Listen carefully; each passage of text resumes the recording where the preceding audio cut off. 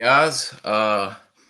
Hopefully, we've got all of y'all have clicked your notifications, and we've had an influx of subscribers here lately. That's extraordinary. I'm glad to see y'all are supporting the page. We've got a really great show today. We've got retired Lieutenant Colonel Ed Wolcoff, 10 of RT New York, and I'm going to go ahead and pass it over to him and let him give a little introduction of himself. Hello, I'm glad to join you today. Just a little introduction about my background and some introductory comments to follow that before we get into the slide presentation. So, after I got out of a training group, I was assigned to the 6th Special Forces Group. And I was a PFC at the time, subsequently got promoted to a Spec 4, and then volunteered to go within just a few months, maybe 3 months, volunteered to go to SOG as a Spec 4. And I arrived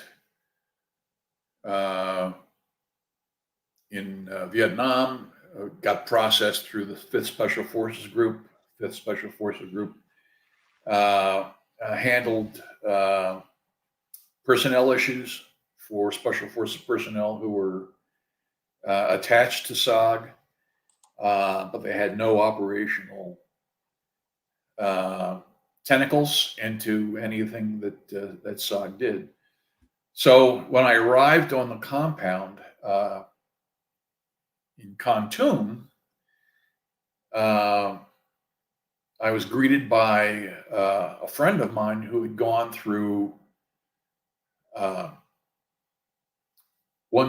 had gone through training group with me, had gotten to Vietnam in advance of me, and had gone through 10 school.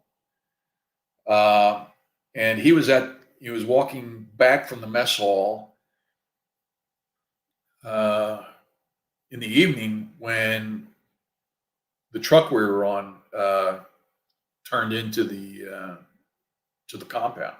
He saw me, and it turns out that there was a vacancy on RT New York, so he was very eager to get me on board and to get me established as the 1-2. Effectively the radio man for the team. So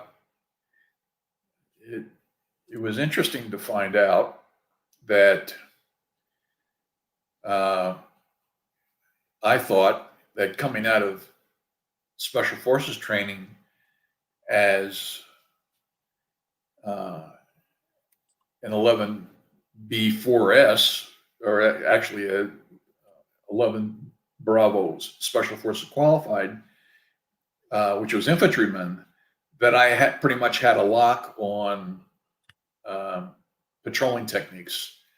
And I found out that that was not the case. I was really deficient, as were just about anybody who came at that rank to SOG. I had your learning really began if you had a good 1-0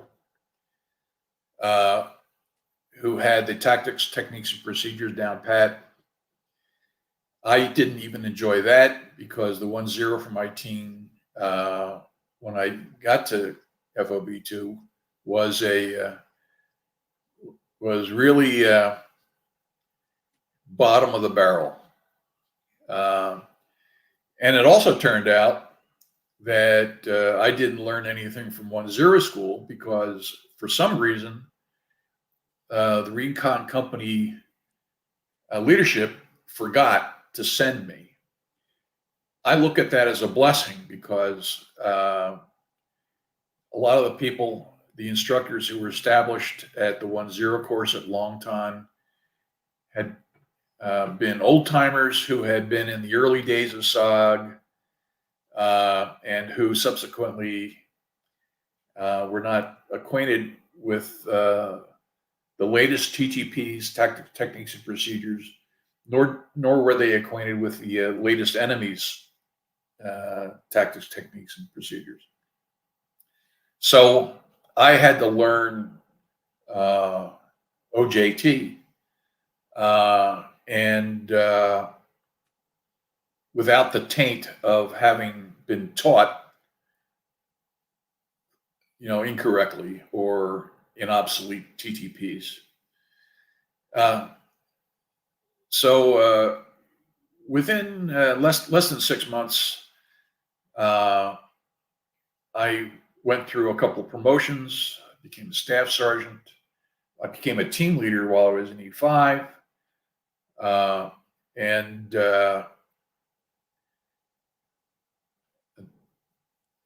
and led RT New York. I was with RT New York throughout the duration of my tour. I had 2 extensions, so I was there for a total of 25 months, and I ran around 25 missions. Wow. So I have to say, after all of that I was very fortunate to have good Montagnards, and I was even more fortunate that I had good luck. And we'll discuss that as we go through the presentation. So, regarding my introductory comments, I just want to say that most of you are more interested in how we were equipped and how we operated. But some of these slides will not be focused on that. You just have to be patient. Later on in the presentation, we'll get around to some of that. We'll also have a periodic Q&A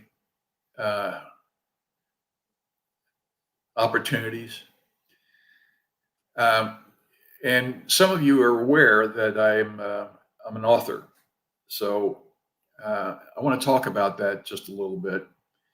I am actually haunted by the prospects of future conflicts where current day Spec Ops personnel and their units are really unprepared for what might confront them on the battlefield. I've had kind of snapshots. I talk to Special Forces people. I give presentations to Special Forces units. I find that some of the things that we were taught when we went through training group are not taught currently, and some of those lessons learned in TTPs are extremely valuable. So it's been a disservice to the modern generation of Spec Ops people that they are not acquainted with Special Reconnaissance TTPs and are better prepared if we get into a fight against an alliance of belligerents that would probably include China, Russia, North Korea, Iran, their client states, and affiliated non-state actors. More to follow on that when we get into the presentation. But I can foresee a battlefield primarily in the Indo-Pacific region, but elsewhere too, encompassing huge swaths of geography, far more territory than SOG confronted in Southeast Asia, with less force structure to deal with it. I can also foresee an environment where the United States and its allies will no longer enjoy air superiority, and where the enemy possesses the capability to destroy space-based GPS, surveillance, targeting, communication systems, those things that Spec Ops units rely on very heavily. In the absence of those systems, Spec Ops units must be prepared to operate old school. Sadly, on old school lessons learned and TTPs were not preserved since my day in SOG. Literally, the programs of instruction and lessons plans were literally thrown into a dumpster and are no longer be available. All these factors that I just mentioned to you, my concerns about the future of Spec Ops, the fact that a lot of the information and TTPs that were purchased at the cost of blood and treasure and a lot of effort need to be recycled. So that was the purpose of me writing my book, to increase the survivability, the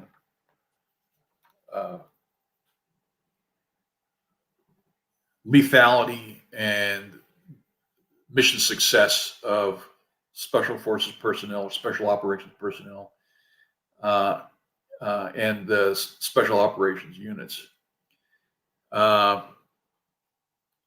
So it has been my hope to get this book into the hands of decision makers who are elevated in the Special Operations community. And I've only had a little bit of success in that. Not enough for the decision makers to make changes to the training curriculums of Special Operations Forces. There has been a little glimmer of hope. I got an outstanding review just recently from the Marine Corps Special Operations Command historian, which won't be published until next spring. Talk about the review by the Marine Corps University. But the guy who did the review, the command historian, has offered to influence his fellow historians and his peers in other commands to also write reviews, read the book, and hopefully that will eventually reach decision makers to influence programs of instruction for not just strategic reconnaissance or special reconnaissance, but also to increase the knowledge base for current Spec Ops people who are not in SR specifically. The book has been doing relatively well in its genre, and it has a relatively small target audience. The chief target audience is the Spec Ops community, but other audiences also include the conventional units that have reconnaissance elements, and even your basic infantrymen can benefit from these TTPs. So with that said, I'd like to get into the podcast. I want to give you some unvarnished truth about SOG, the warts and all, things that are not common knowledge. And once you grasp what SOG recon personnel really faced, you'll have an elevated appreciation for the achievements of SOG recon. So I'd like to start out with some background on SOG, which is starting off with this first slide that you see on the screen. I'll talk. This is a PowerPoint presentation, and Bud will keep us on track and on schedule.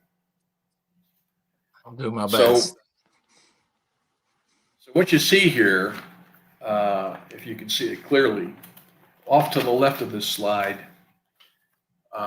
is the U.S. contingent of FOB2's reconnaissance company. The strength of that unit, as you see it there, is about 60 people, which is small for a company. But you also add the Montagnards, and then you come up with approximately a company size of 180 people. From within that group of people, over roughly a 2 to 2.5 year period,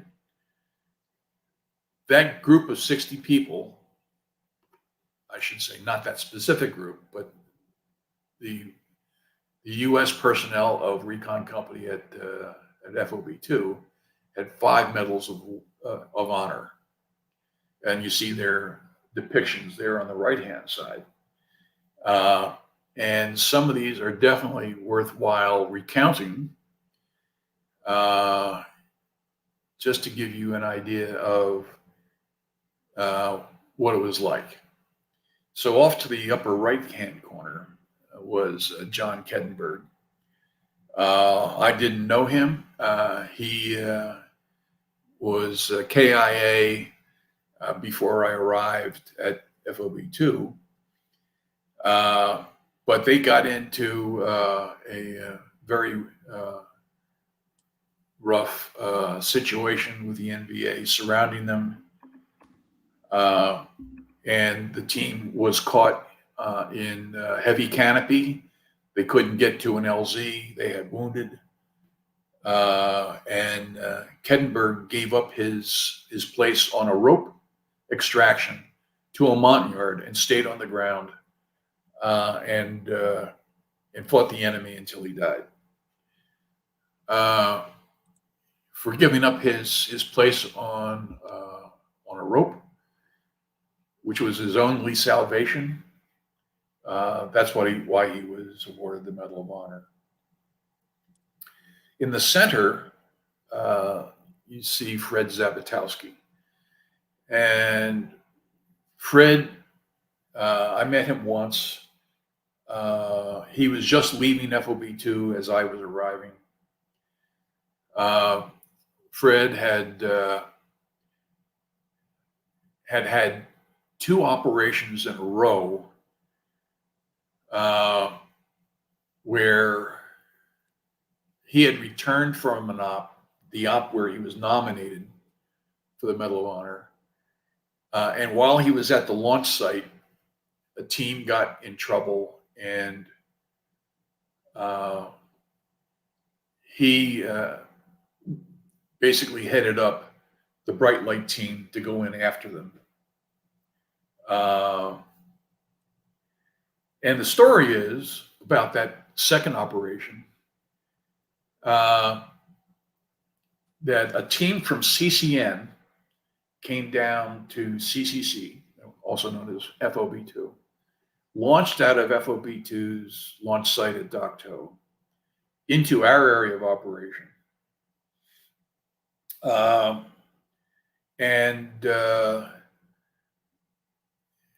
They were immediately pursued by the enemy, and they didn't know it at the time, but the enemy happened to be an enemy spec ops unit. They went into a night defensive perimeter, and upon getting up in the morning, that spec ops unit assaulted them, and only 2 people, an American and a Montagnard, escaped that assault. They escaped because one of them, an American, was out in the bush relieving himself. So he was away from the perimeter, and the other guy just bolted and was lucky to get out as the assault occurred. These All the rest of the team were captured. They were strapped to trees.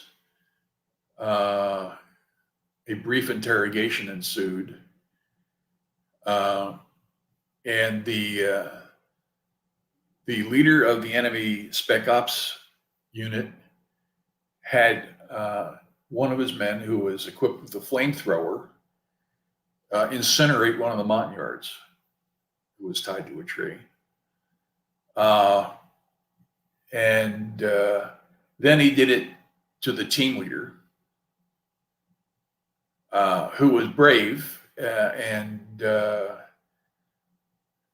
basically cursed them out for what they did to the Montagnard. So he died in agony. And then the third American, the remaining American who was on the team, who was the radio operator, they decided to spare his life, release him so that he could be extracted, so that it would have a psychological effect on the rest of the SOG personnel, both at CCN, from whence that team came, and also with the people at CCC. So when Zabatoski went in on a bright light the following day, he discovered that the radio man had told the absolute truth. He found the remains of the American and the Montagnard. The following day, the other American and Montagnard who had gotten separated from the team were recovered. But that wasn't even the operation that Zabatoski was received his Medal of Honor. To the lower left is then Sergeant First Class Bob Howard. When I arrived there, he was the RT, the Recon Company first sergeant, and his award had already been approved, and he was kind of in the outward bound situation where he was going to go and receive the award from President Nixon. And he was subsequently commissioned. But the mission that he received this award for was the third mission that he'd been recommended for the Medal of Honor. This guy was iconic. Everybody admired him throughout SOG, but especially at Recon Company FOB2. And he was idolized by a lot of folks. You can read accounts of these various people online if you can dig them up. I recommend you do so. The guy on the furthest right was a friend of mine. He had RT Vermont while I had RT New York. And his account is also available. And I'll talk a little bit about that later on in this presentation.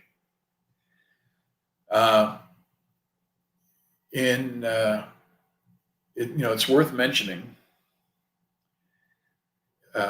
Some of you have read John Plaster's book. You're aware that SOG had been penetrated by the enemy agents. So it was miraculous in that situation where the enemy had burrowed into SOG headquarters and was passing information to the North Vietnamese army, that anybody survived the operations, because the type of information that was being passed included team name, team members, the LZ location, and the date the operation was to occur. So in many circumstances, the enemy had a unit waiting for SOG insertions. And like I said, it was a miracle that we only suffered the casualties that we did. The fact that SOG had been penetrated was not necessarily because of bad practices by SOG itself. The operation that SOG performed had been passed on to us by the CIA under the express demand by President Kennedy, because the CIA wasn't accomplishing the task that has been set before them. So Kennedy gave the operation over to the Army, and subsequently SOG was created. It's no surprise that the CIA was penetrated, because every intelligence organization has been penetrated. And that includes the CIA, the NSA, SOG, the OSS, the Special Operations Executive of the Brits.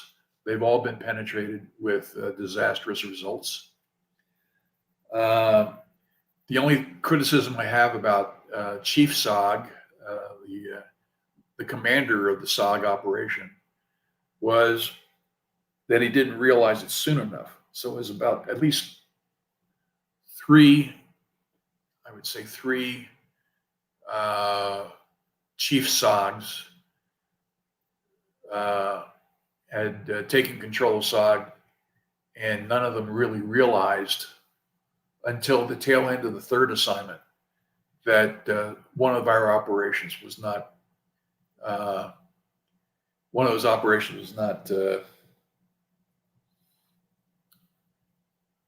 it was, the whole thought of compromise was just unthinkable to them. But it was a fact. And it was only after, I guess, the fourth Chief SOG came in that he took action. But what's also interesting is, even though we had been penetrated and Chief SOG had suspected it, the third Chief SOG had suspected it, and the fourth Chief SOG knew it, none of the teams were told about it. If the FOB commanders were told about it, they didn't tell the teams. This was because they had concerns about morale and things like that. So they were sworn to secrecy, and ultimately some of the agents were discovered, but not all. So the cards were really stacked against us, to put it mildly. Okay, so if any, as a matter of fact, Mr. Yeah, we've got a few questions, and as a matter of fact, Mr. Ed, I've in talking to some of the CCN recon men, as you said, y'all knew that there was a leak, and they had been penetrated, and he went so far as, and then if I'm not mistaken, it's listed in your book that y'all didn't give out LZs or didn't pick your LZs until the literal last moment. Yeah, that's after we realized that we had been compromised. Now, what alerted us to the compromise was, we had a radio relay site called Leghorn that was established on a mountaintop in southeastern Laos, and co-located with the relay site and its personnel was an Army Security Agency team that was charged with intercepting enemy communications. And somehow they were able to break the code, and they discovered that some of the operations planned for CCN had been disclosed just prior to launch. Wow. And that's when it became confirmed at SOG headquarters that this problem existed. But And so one of the things that they did was they brought in all communication personnel from CCN and CCC, and I don't know if they did it for CCS, but they submitted them to lie detector tests. And that was the first sign to me that something was, that there was a mole. I encountered one of the comm guys who was coming back from Saigon, who was coming back from a polygraph,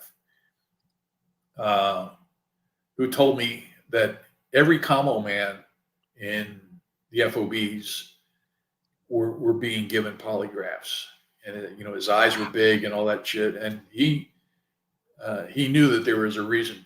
He surmised what that reason was, and then it was later confirmed to me by the then team leader of RT California, whose name was Sergeant First Class Gross, who had been in Saigon, had a friend at SOG headquarters, and it had been disclosed to him in confidential terms what was going on, and they had discovered one of the moles, who turns out, according to Gross, who was an American.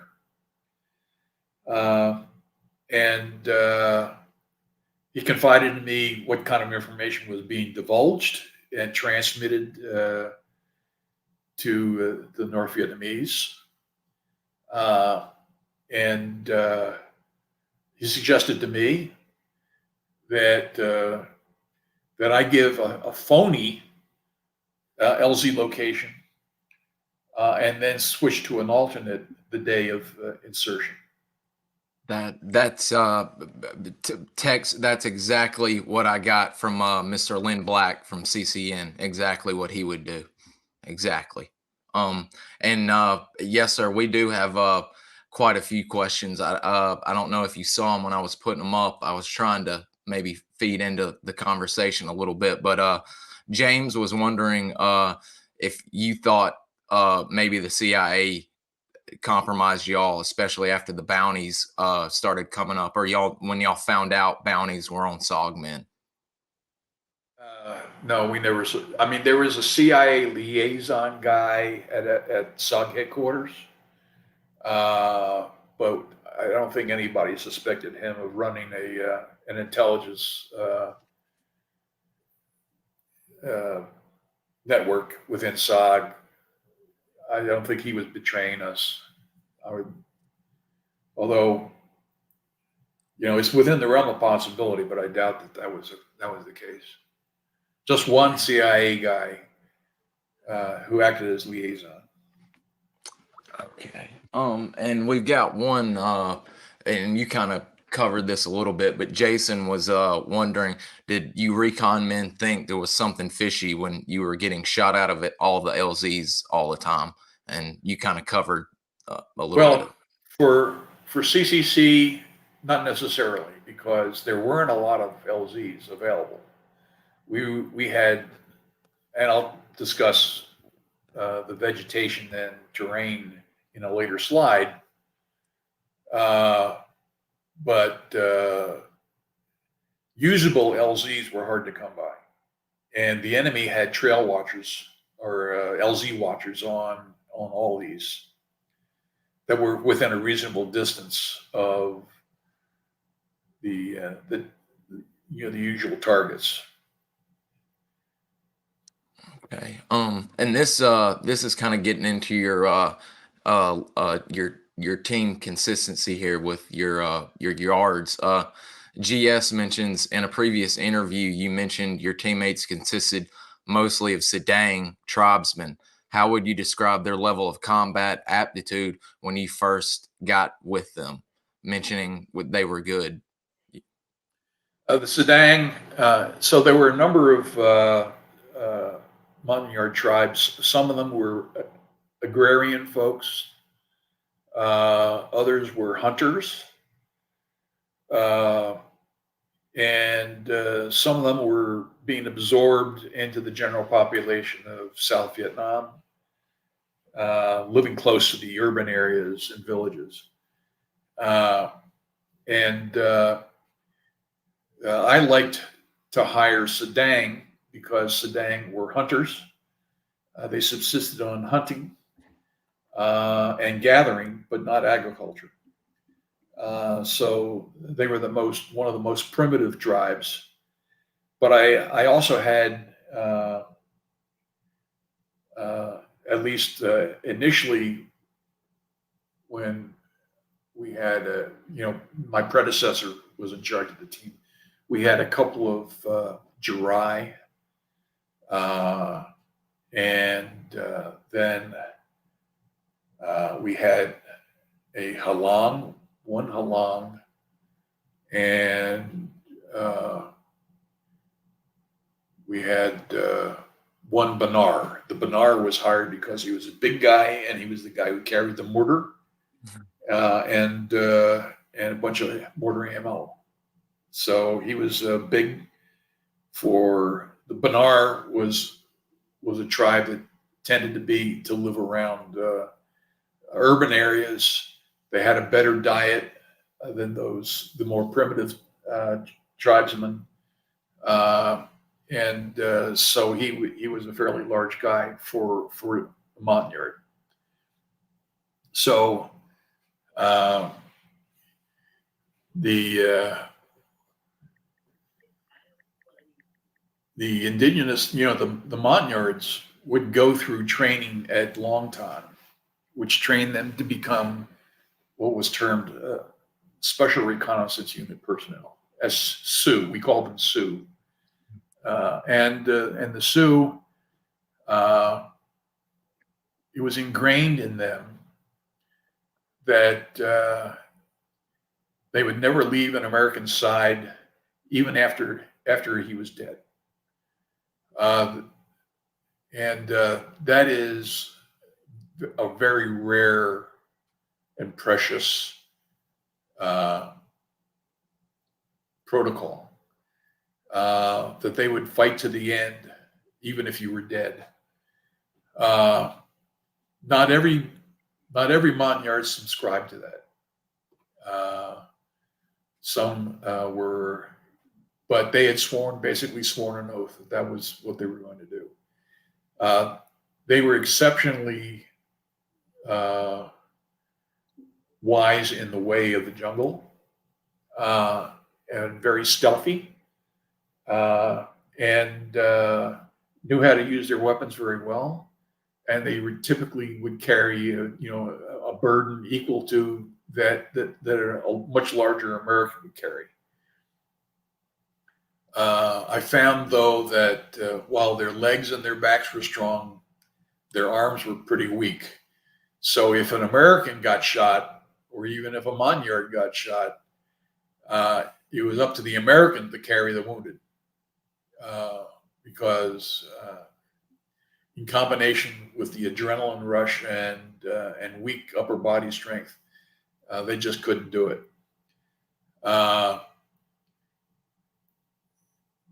But these guys,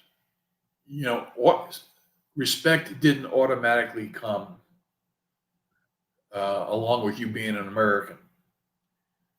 And they could spot a guy who was not going to make it pretty quickly, and they would, in their native tongue, ridicule him. It was obvious by their body language and expressions. And so I had one or two guys like that were ridiculed by my Montagnards. New guys who came on the team who didn't last very long at all. Maybe one mission, maybe two missions, and then they declined to. They pulled their volunteer statement. So you had to earn their respect, and they were also sensitized to the fact that some Americans were a little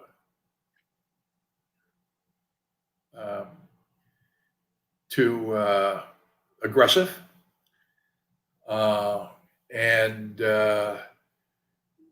so that kind of would freak them out occasionally, and they did their best to persuade the 1-0 into certain courses of action. Let's take one more question before I move on to the next slide. Absolutely. This one kind of gets a little ahead. James, I'll save that one towards the end because that one's a little bit different for the questions we're going on right now. But I promise you, I'll get that Apocalypse Now question in. INF would like to know how much interaction was there between the different CNC detachments? Was it pretty compartmentalized amongst all of them? Or did you have a fairly good picture of what the other guys and projects were up to? We were very compartmentalized. I mean, we could go to visit the other detachments, sit in their club, trade war stories and stuff like that. But largely, I hardly knew anybody at CCN. So, operationally speaking, we were compartmentalized. Okay. Okay, so next slide, please. All righty, here we go. Guys, I'll get to these other questions. I'm writing them down but y'all keep posting them. I'm writing them down. So I don't know if you're able to see this well. Maybe we can increase the magnification on it a little more. There you go. Okay. So this is an actual map of one of our target areas. The target area is called Tango 7. And when I present this slide to special operations personnel, I ask them, a number of questions. I asked them on this slide, what do you see here? And I get a variety of answers. So a target area was typically designated by a 6x6 grid square coordinate. So you see a 6x6 right there in front of you, the boundary. The lower left corner of that was called the lower left no bomb line. So some of the Air Force knew that they could not bomb in this area unless they coordinated through a forward air controller.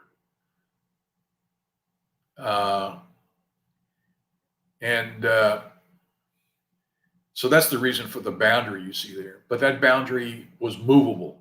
So for instance, Tango 7 was normally what I refer to as a rosette. So that 6x6 grid could be moved southwest, south, southeast, northeast, north, northwest, and west within 2 to 3 kilometers.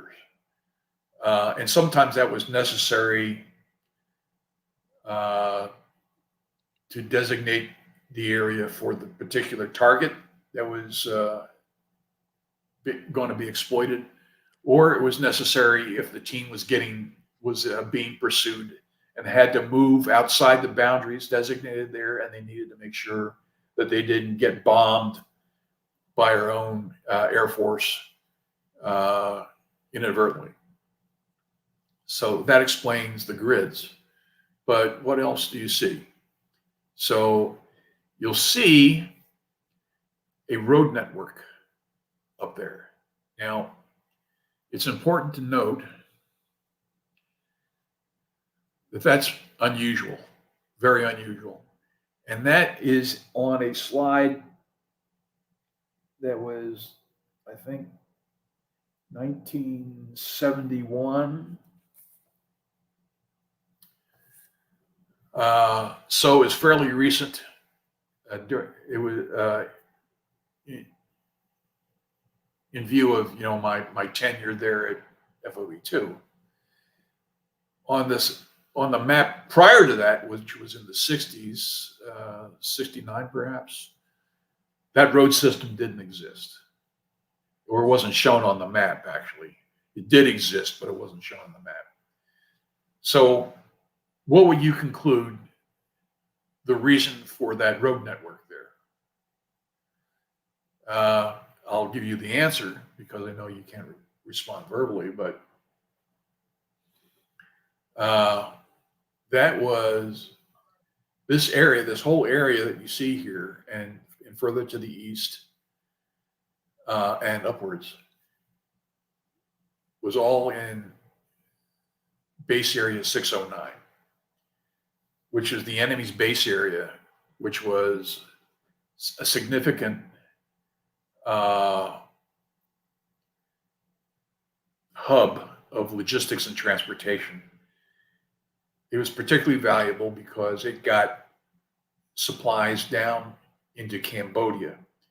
It was also valuable because the road that you see there, Route 96-110, Route 96-110 was an all-weather highway. So they could actually move supplies into Cambodia during monsoon season. So it was one of the key routes into to support the enemy units that were located in the sanctuary location here in Laos. It was also necessary to support all the units that were operating in the Central Highlands in Vietnam. There's some things that are absent from this map, though, which I can't really explain, except in terms of the fact that our S2 and SOG's intelligence staff were very shitty. And they were so bad, they actually cost lives. That's my opinion. And I'll give you some illustrations, some things to illustrate that on this slide and others. But you see that there's a route that goes south at an area that has a village indicated called Ban Pakha. Ban Pakha didn't exist. It had been bombed out of existence, and there weren't even any vestiges of it that I could determine. The area had been stripped of vegetation in its vicinity, and that was because Agent Orange was used here.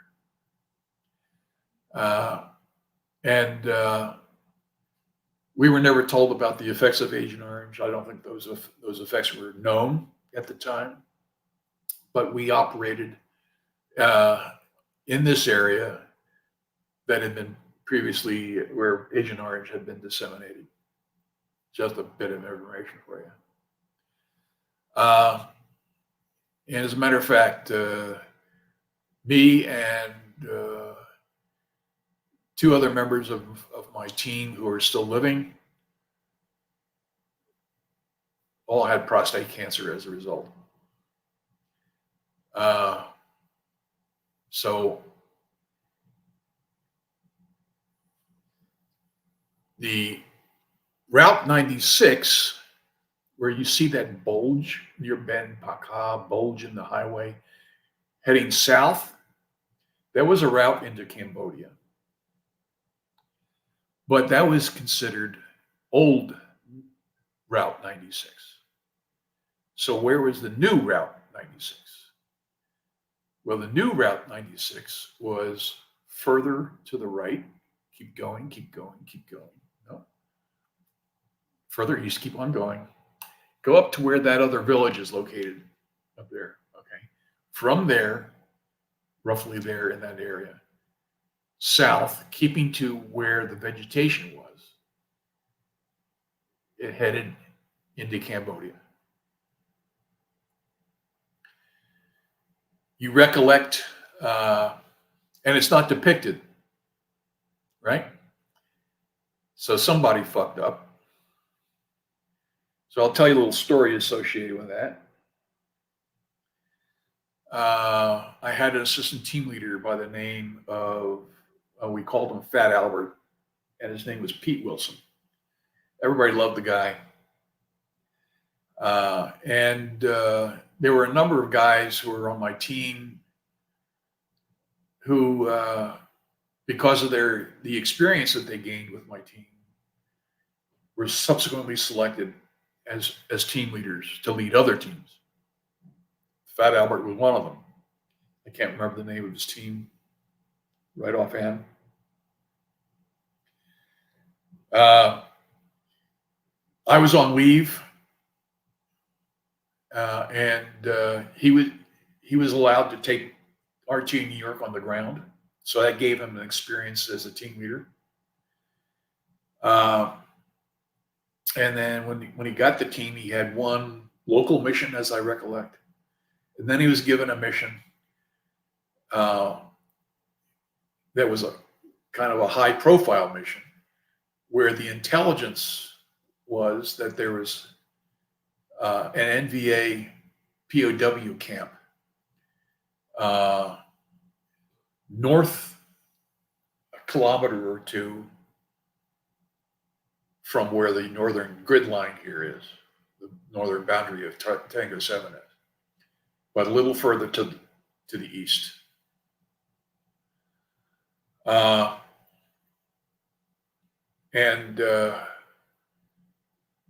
So his concept of operations, in order to find this POW camp, was to dress his team up in NVA uniform to include pith helmets. Everybody was carrying an AK and stuff like that. He gave a pre-brief, which was very well received. And then Colonel Schungle from SOG headquarters came down to receive the formal brief. And the FOB commander was there, and the FOB commander invited all the team leaders from all the teams who were there present, who were not either on leave, in the hospital, or on mission, to be an audience to see how, see the brief back was done, and how thorough a job was done. At the end of the briefing, Colonel Schungle and our FOB commander were very laudatory, admired the way the preparation had been done, thought it was going to be a successful operation. I knew different. I went up to speak to Fat Albert. He was still at the podium after everybody was filtering, leaving the conference room. And I told him that his map was incorrect. And as a matter of fact, his primary and alternate LZs were plotted just next to the new Route 96. And I predicted to him that if he didn't change his LZ location, that his team would get overrun. He didn't believe me. I traced, it wasn't depicted on the S2 map in the conference room. I traced it with my finger, and he said, no, there's no road there. It's not in the target folder. So I took a look at his target folder, and the target folder was at least 2 years out of date. There was a second target folder still in the safe, and the NCOIC of the S2 shop had given him the wrong target folder. And he had contrived his concept of operations without the benefit of the latest intelligence. And he had refused to take a VR, a visual reconnaissance. Otherwise, he would have seen that road, perhaps, maybe, because it was concealed. But I had been there twice, and I knew it was there. Long story short, one of the Montagnards and Fat Albert had gotten shot. Fat Albert had tried to carry him. He was trailing behind the team.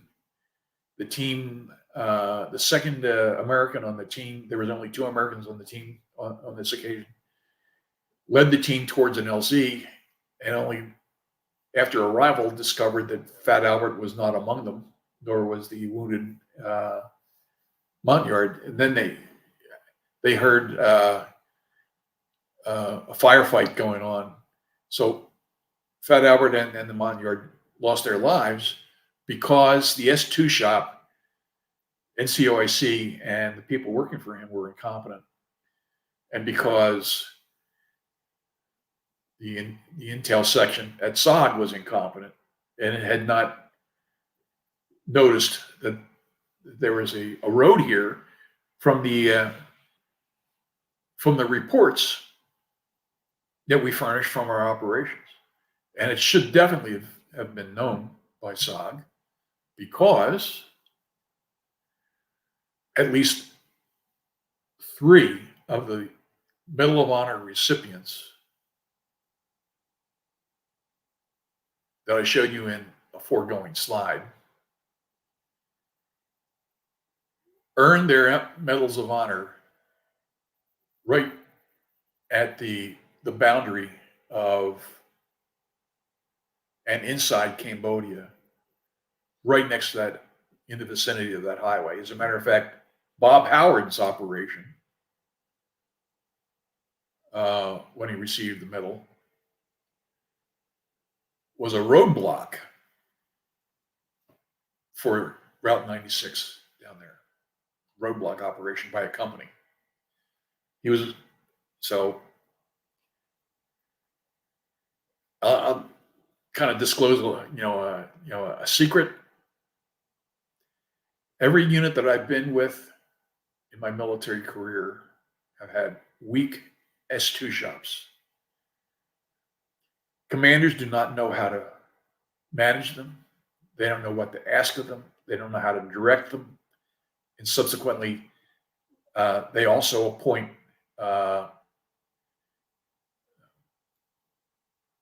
officers who are, the officers who are considered a cream of the crop would be an executive officer and an S3.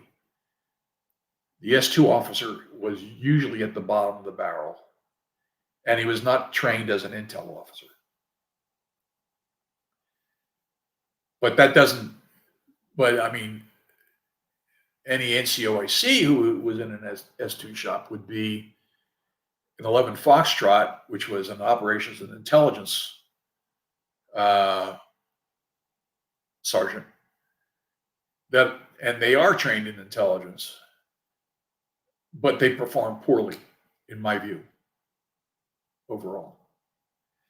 So I want to point out some other interesting things. This map tells a tale. Okay, so operation number 1, I described in the vicinity of that village, Ban Pakha. In that vicinity, RT New York, which was then under the leadership of John St. Martin, and I was the 1-1 on that team. We encountered a major NVA installation there, which was comprised of 4 buildings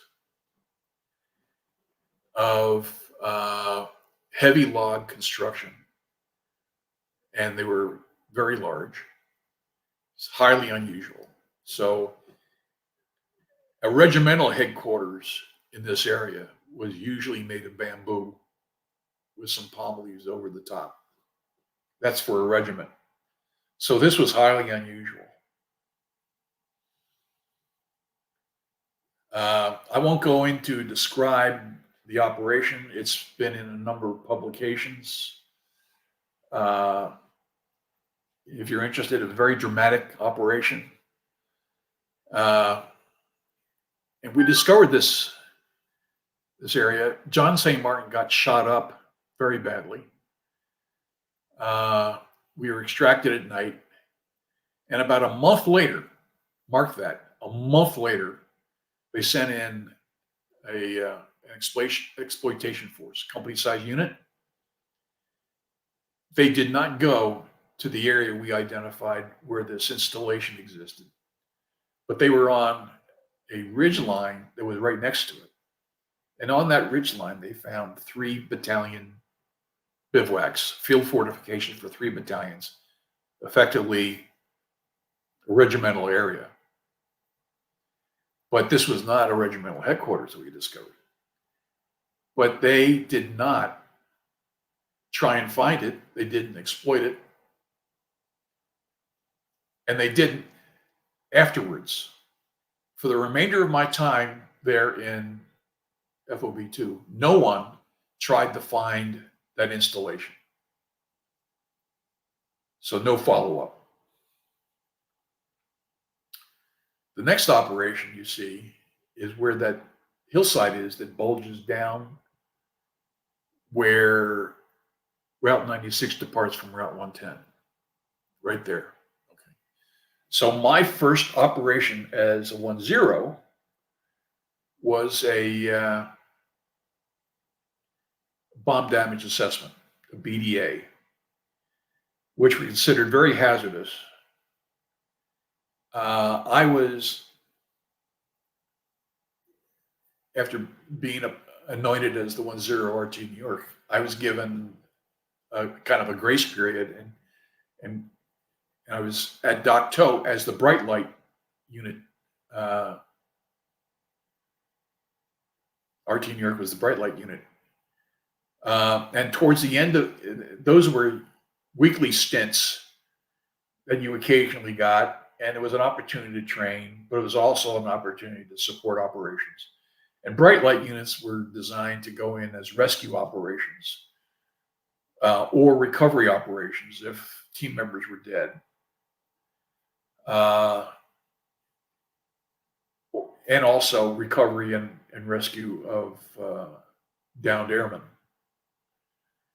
So that was my purpose there. But they decided to use me on the BDA. So they brought me back to the installation. The first sergeant spoke to me and said, look,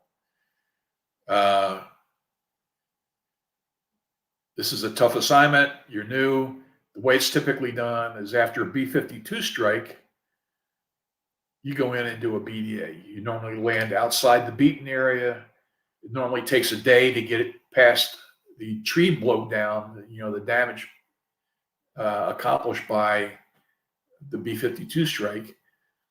You take your pictures, you try and get what you can, and then you get extracted.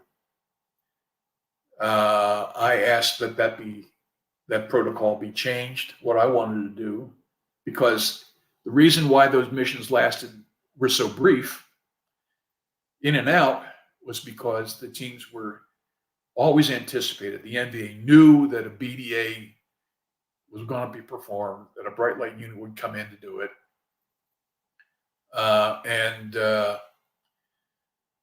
So they were expecting us on every occasion, and teams always got run out the morning of the following day. So the teams would go in at dusk, move as far as they could towards the bombed out area. The following day, they would get into the bombed out area, take their photography, and then get immediately run out by the NVA who were present waiting for them. So I said, land me directly on the bombed out area, and then extract me in the morning after the fog is lifted, and then lift me out prior to nightfall. And that's what happened. So I walked along Route 110, northwest, for about 1 kilometer.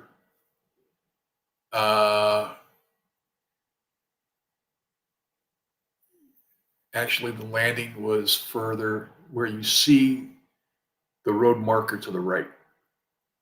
The road, yeah. So that's roughly where we landed. But the beaten zone was down in the stream valley. Not a single bomb had touched the road. It was 2 B-52s had dumped their load right over that area. So I landed right on the beaten zone, which looked like a lunar landscape, walked about a kilometer, and then ascended that hill that you see where that bulge is in the Route 110. Where the bulge where Route 96 departs, right there. So I ascended that hilltop, and at the top of that hill, there was a bomb crater from that strike, from a 500-pound bomb that revealed a tunnel complex at the bottom of the crater. That was highly unusual because this was the enemy sanctuary. They had no real reason to hide when they had all this geography, all this expansive rainforest available to them. So why was an underground complex there? I actually went down into the tunnel and crawled along the tunnel until I could go no further because the tunnel had caved in. And around that time frame, one of my teammates, yelled down to me that there's NVA crossing the road. And so I backed up, crawled out, and then we called for an extraction. Now I won't bother to detail the rest of the operation, but my point is, no damn follow-up to discover why there was a tunnel there, where the tunnel emerged from, how, and what it was used for. No follow-up. Third example, my next mission was again in Tango 7. And you see where the grid marker 61 is located? No. There's 61. No, up. No. See the types? The center of the grid there, 61. In that vicinity was an LZ. Actually, it was a little further east, but anyway, landed there, and I mentioned to you there were LZ watchers all over the place, and we were immediately pursued. These guys were excellent. They were, I couldn't shake them, and they didn't fall for any ambushes that I set up. At any rate, I moved west because that was, the target area grid lines were further west. I mentioned to you the Rosette. So my area of interest was actually the road 110, Route 110. So I was being pursued west, and the enemy was firing signal shots to tell a blocking force my direction of travel. When I got close to that stream you see there was a trail complex of high-speed trails paralleling that river down towards Cambodia. There was at least 3 trails paralleling one another, obviously heavily trafficked because they were deep set into the earth. A lot of travel back and forth by the enemy. But I was still being trapped, and I was concerned that if here I was on a trail, and the enemy so it was a high-speed route of approach. So I decided to cross the river in broad daylight, which was a highly risky enterprise. Got across the other side, near where the 60 is located, crossed over to the other side, and on the other side was Route 96. Concealed under canopy, in good condition, also being used as a route down to Cambodia.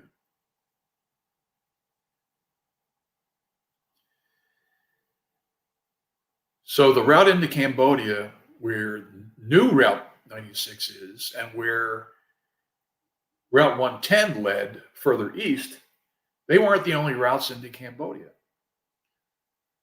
No follow-up, no exploitation.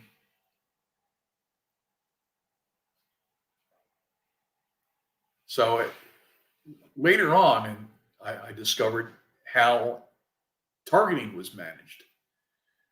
And there was a monthly conference in Saigon where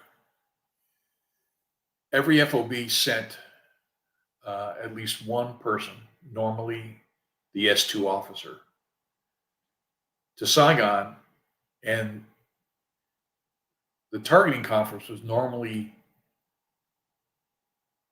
chaired by a general officer from the 7th Air Force. And they had their own slate of targets that they wanted investigated. So they dominated the targeting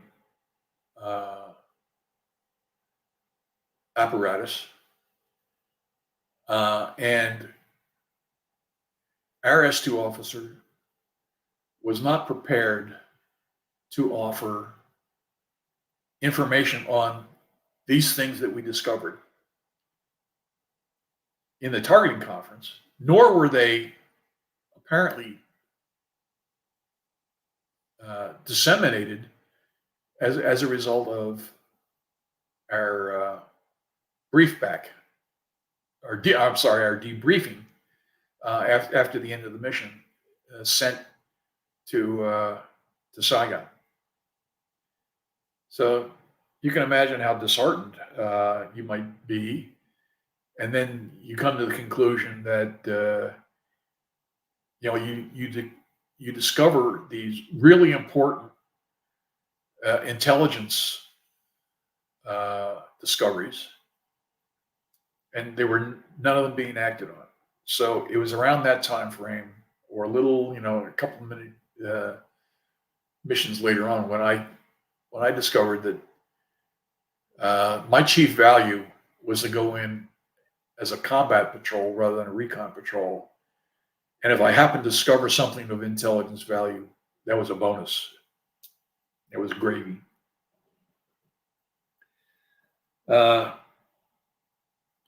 Also, not absent on this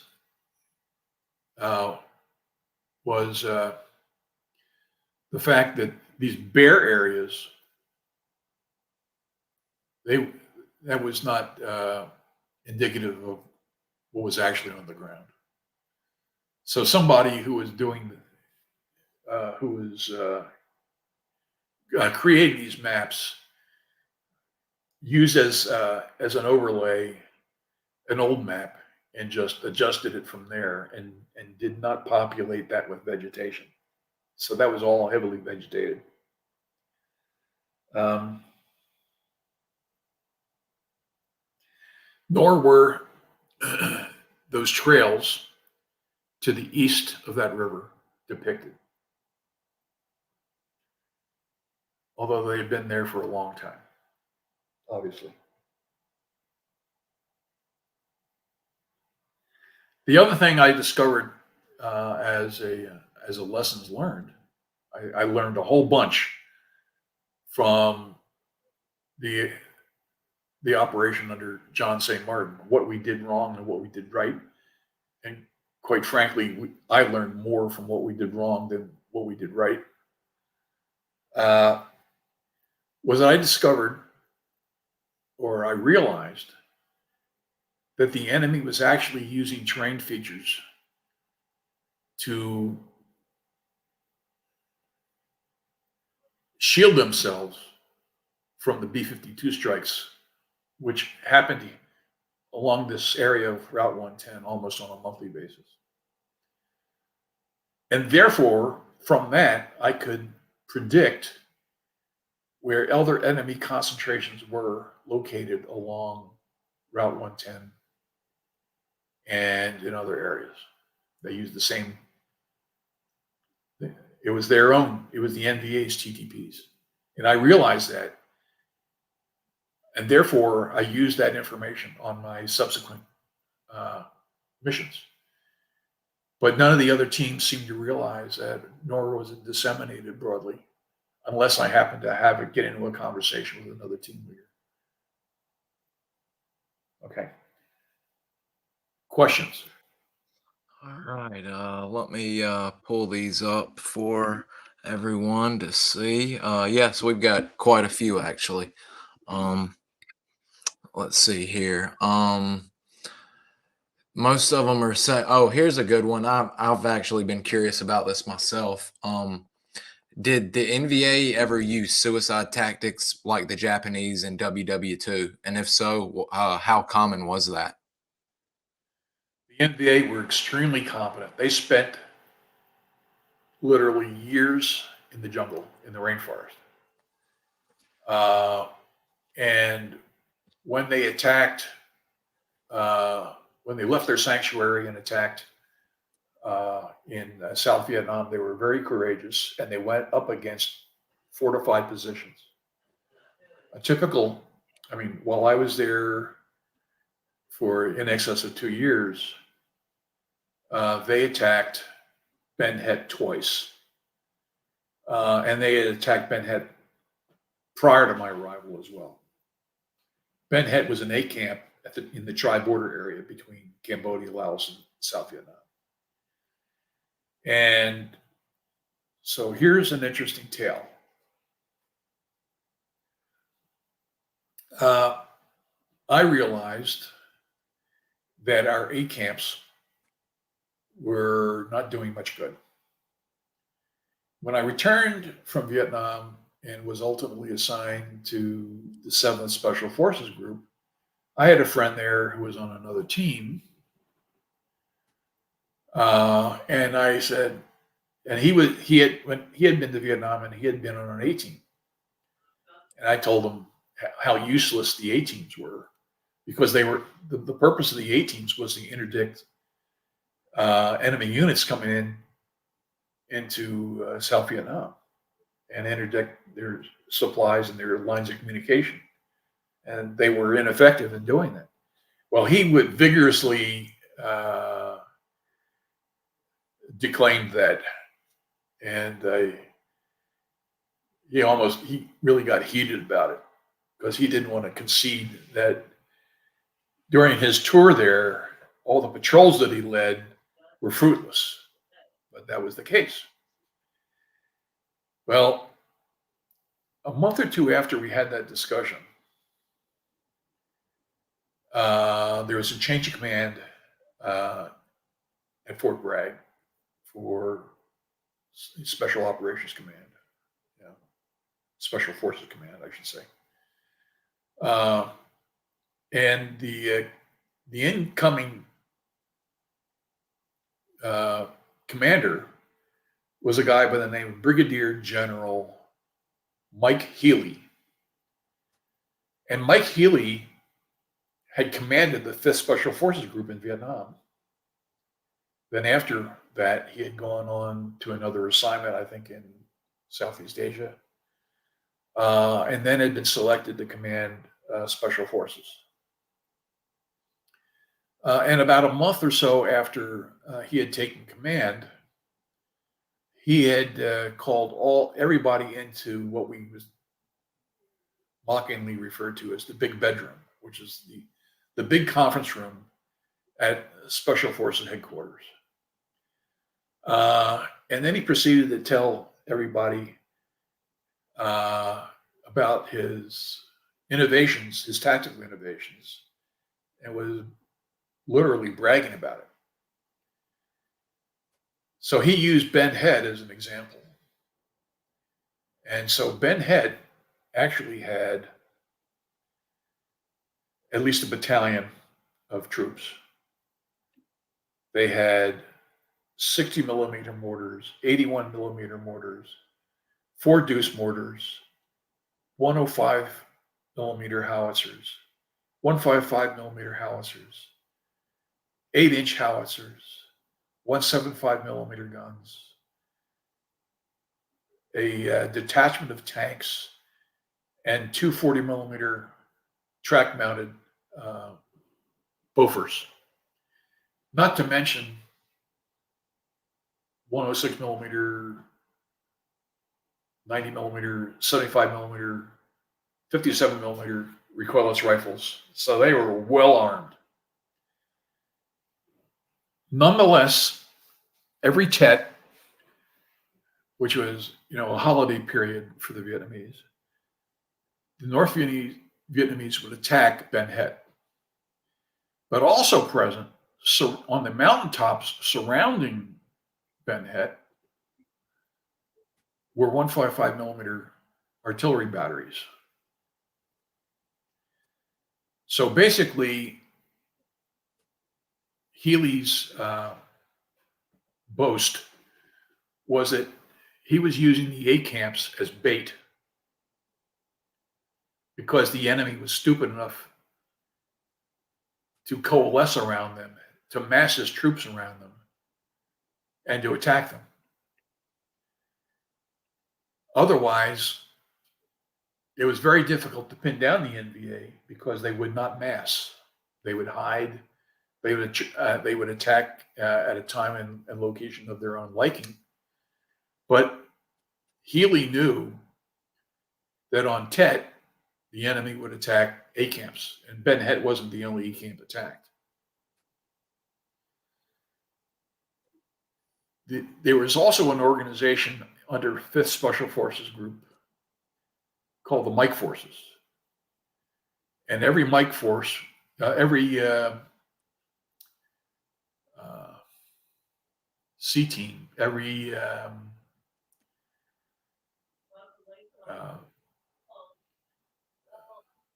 what do you call it?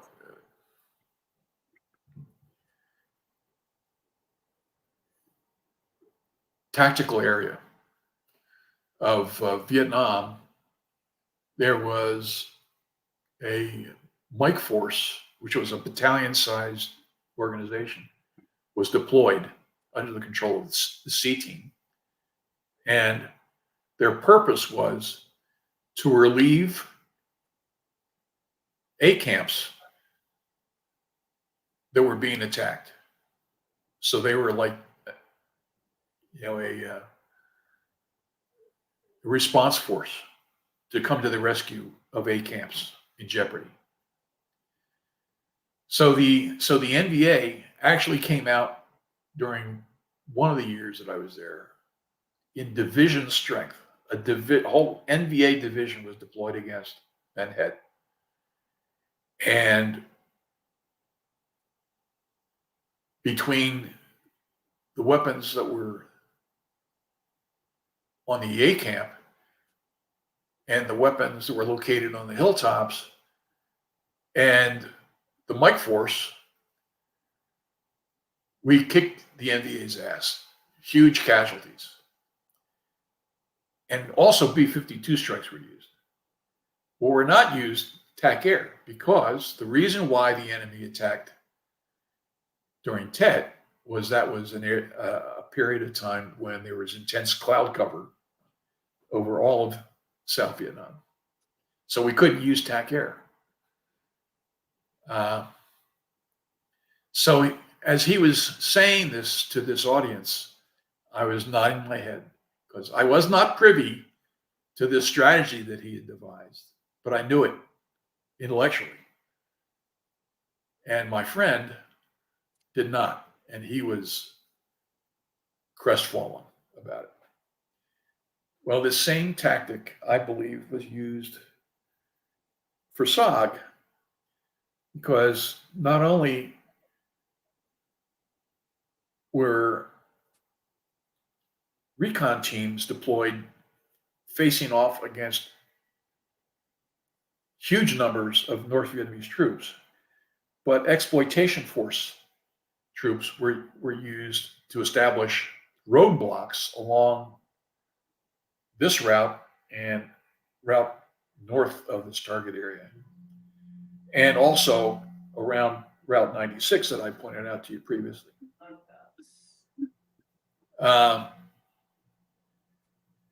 And those roadblocks only existed for about a week before they were withdrawn.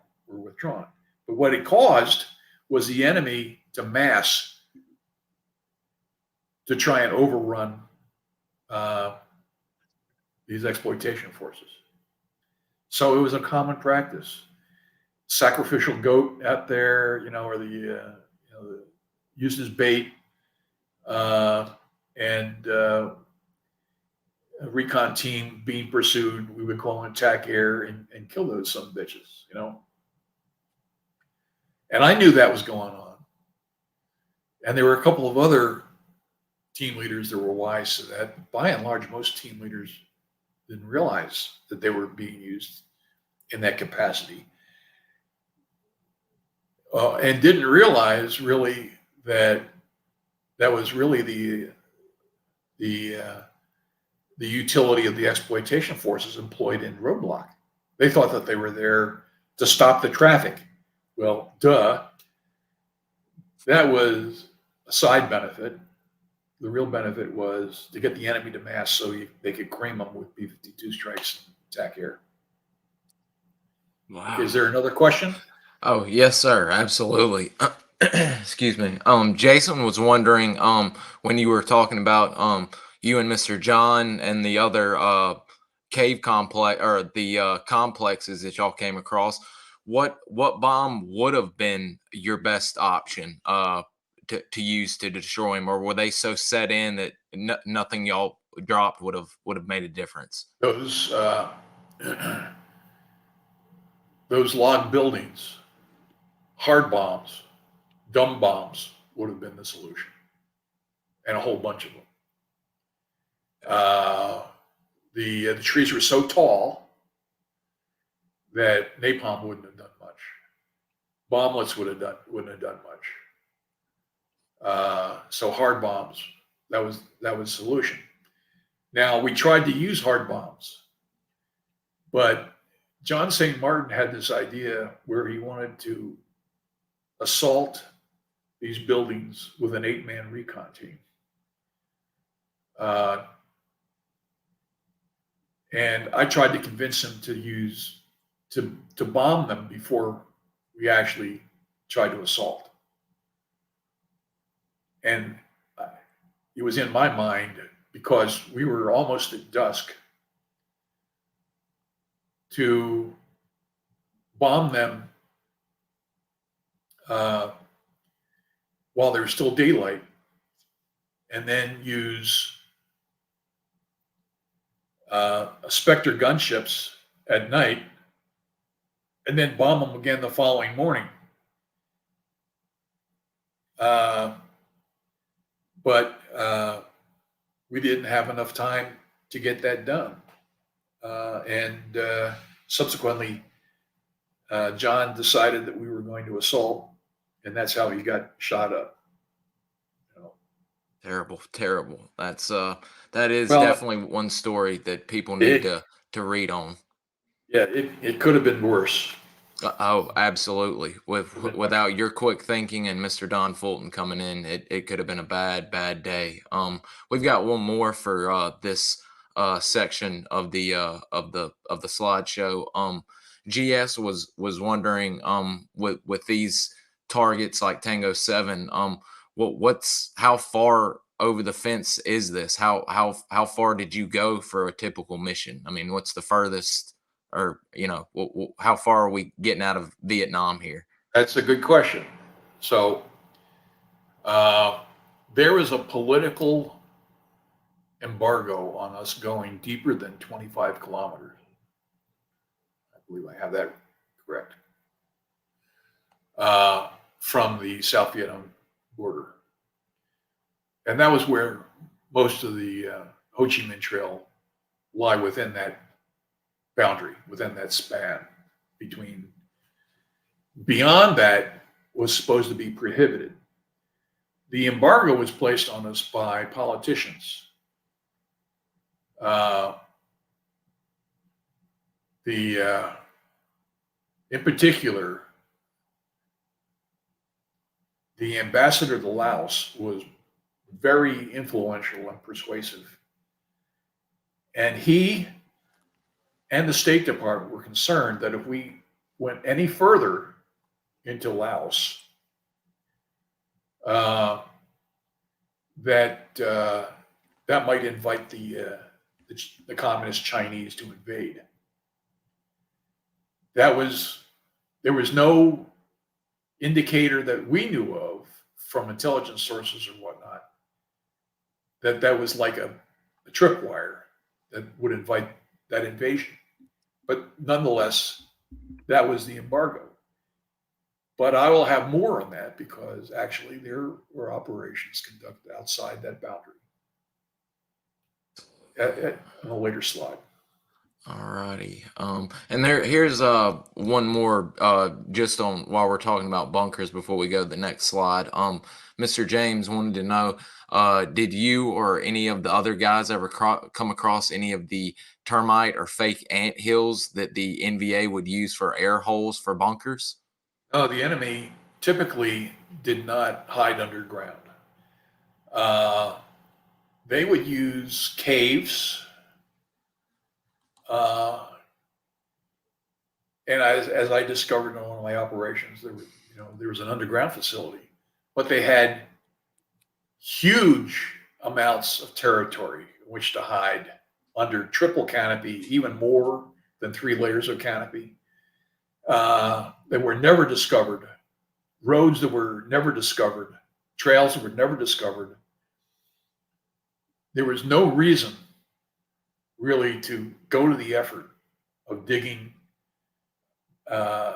underground complexes. That's why I was so curious about that one that was in Tango 7. Absolutely. Can see why now. Absolutely. All right, I'll take us on to the next slide if you're ready, sir. Yes, I'm ready. All right. There we go. Okay, now this is a fairly recent Google map depicting Laos and South Vietnam, and some key points on that map I'll point out to you. The vegetation that you see there is different from the vegetation that we encountered during Vietnam. So there was, you see relatively barren areas or areas that are not covered by rainforest. A lot of that area was actually covered by rainforest. What's happened between then and now is that both Laos and Vietnam have deforested large areas of that territory for the lumber and for mining of minerals like tin and copper and so forth. So I just wanted to point that out, that this is, I just use this for illustration points. So where you see a red marker right there, that was the northernmost launch site for FOB2. It was called Doc Peck. And you see to its south, Doc Toe, which was the main launch site. The entirety of the area that FOB had for its area of operations was where you see the yellow marker to the northwest, which says northwest corner CCCAO. A little further east, there you go, right there. That's 25 miles in. Descending from there south and into Cambodia.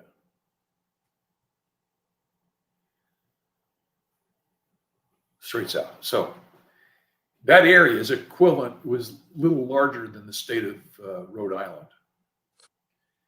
And CCN had a comparable amount of territory as well, which was north of that marker you see where the northwest marker for CCC was. Okay? Now, to the west, you see further west than that. Keep on going. There you go. Right there. No.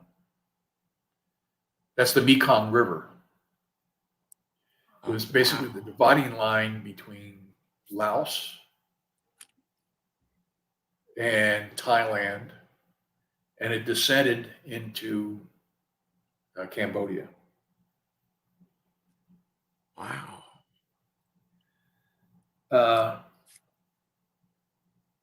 So located within CCC or FOB2's area of operations to the right there, within that roughly territory equivalent to Rhode Island, under all that rainforest and triple canopy, was an organization called the B3 Front, which was equivalent to a U.S. Army Corps. The U.S. Army Corps was typically between 2 and 5 divisions, which was equivalent to 10,000 to 45,000 troops.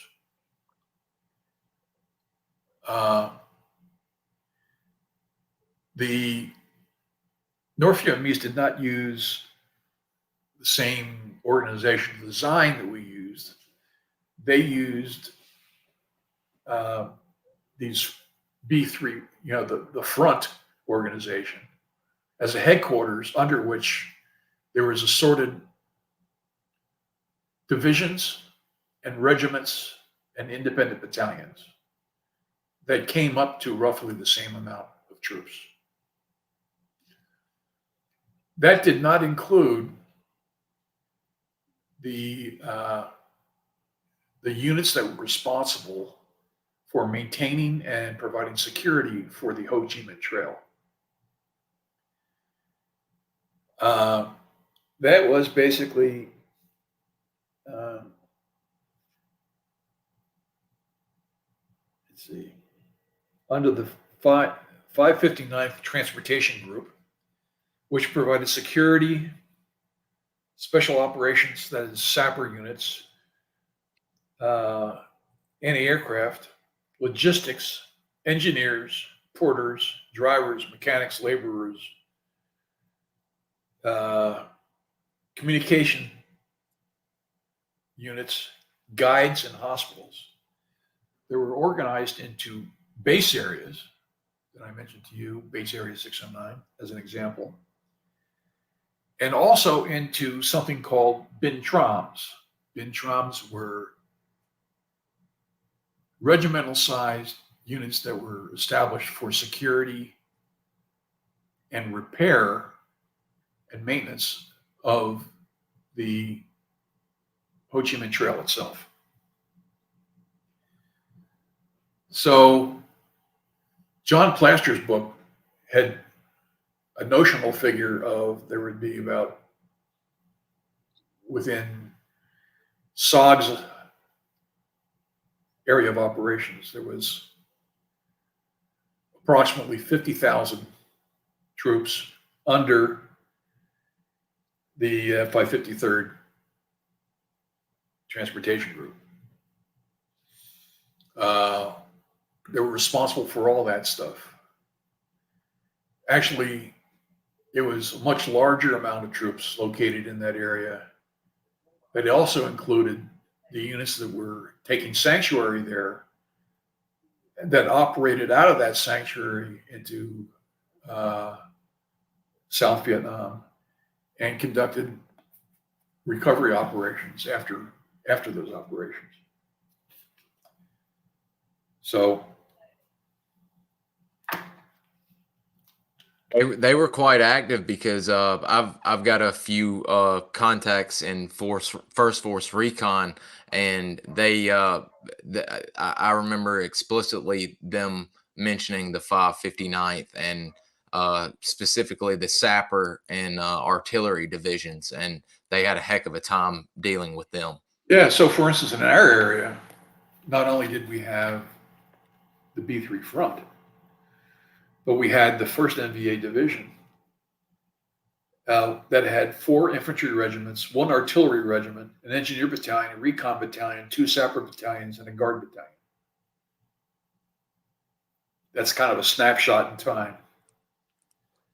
But when they were going to stage other attacks elsewhere, other than the tri-border area, Ben Head, in the Highlands, the Central Highlands, they would reallocate some of those battalions and regiments, depending on their overall strategy. I should mention that one of those regiments, as a matter of fact, the regiment where John St. Martin got shot up, was the location of the 66th NVA Regiment, which was Ho Chi Minh's favorite regiment. It was the elite of all the NVA regiments.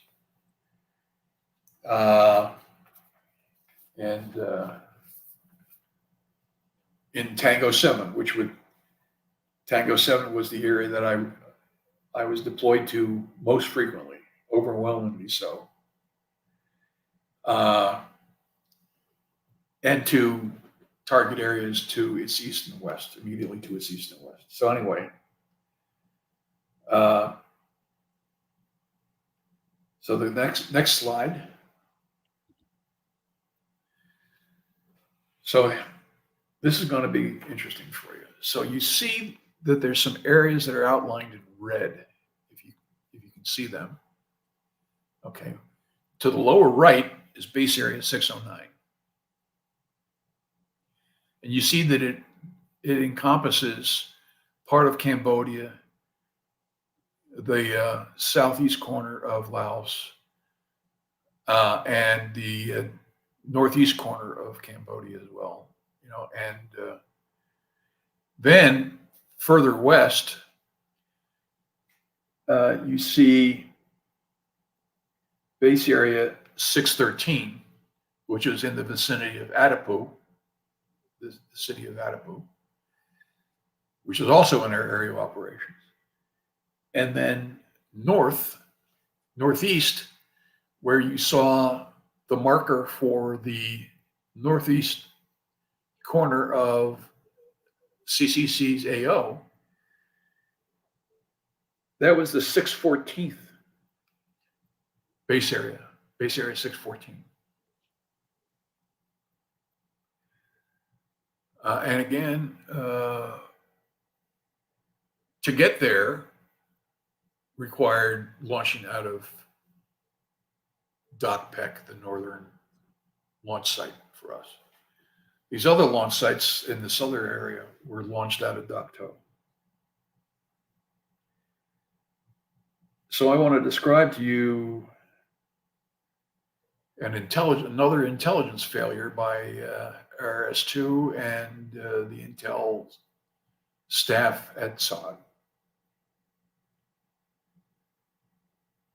So one fine day, the recon company first sergeant came to me and said, "You're up for an op, but you've been going to these very hot targets, so I'm going to cut you a break, and we're going to send you to this area that has not been no team has been in before, and it's supposed to be a cold target, so I'm going to give you a break with a cold target." And I got a prickling on the back of my neck when he said cold target. I didn't like cold targets because my people relaxed too much.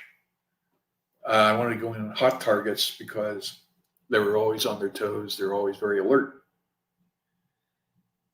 I took a VR of that area. Now, the reason why that target had been selected was that there was a large area called the slash and burn. It's used in primitive cultures for agriculture. What you do is you burn down an area of the forest. The ashes supply some nitrates, and then they would plant in the burned out area and then harvest. But this area was about 3 kilometers long, and there were no villages around. So 7th Air Force was curious about what was there.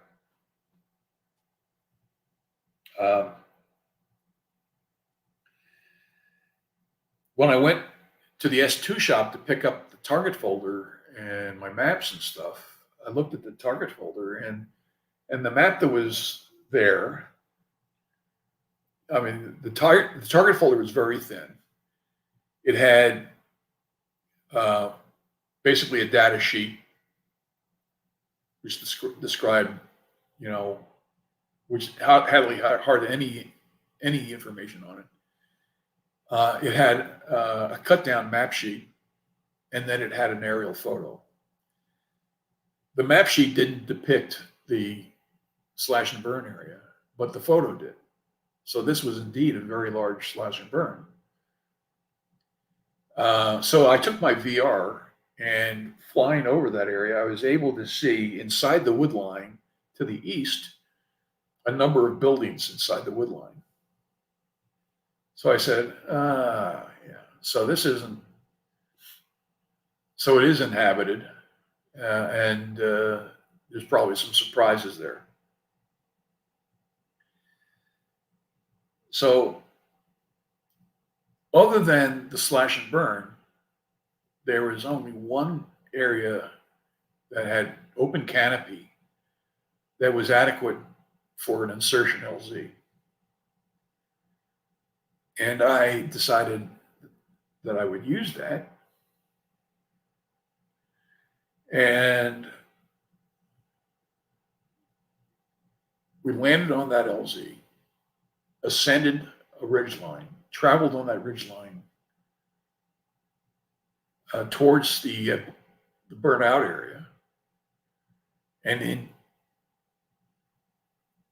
in moving along this north-south oriented ridgeline, we found some coaxial cable communication line, and coax cable was only used between major headquarters. So I knew that there was something of real interest there. And so we went into night defensive perimeter, and I decided the following day that we would follow the coax cable east towards the South Vietnam border. Long story short, we got into a firefight. One of our Montagnards got wounded. I declared a prairie fire emergency, which required, exfiltration.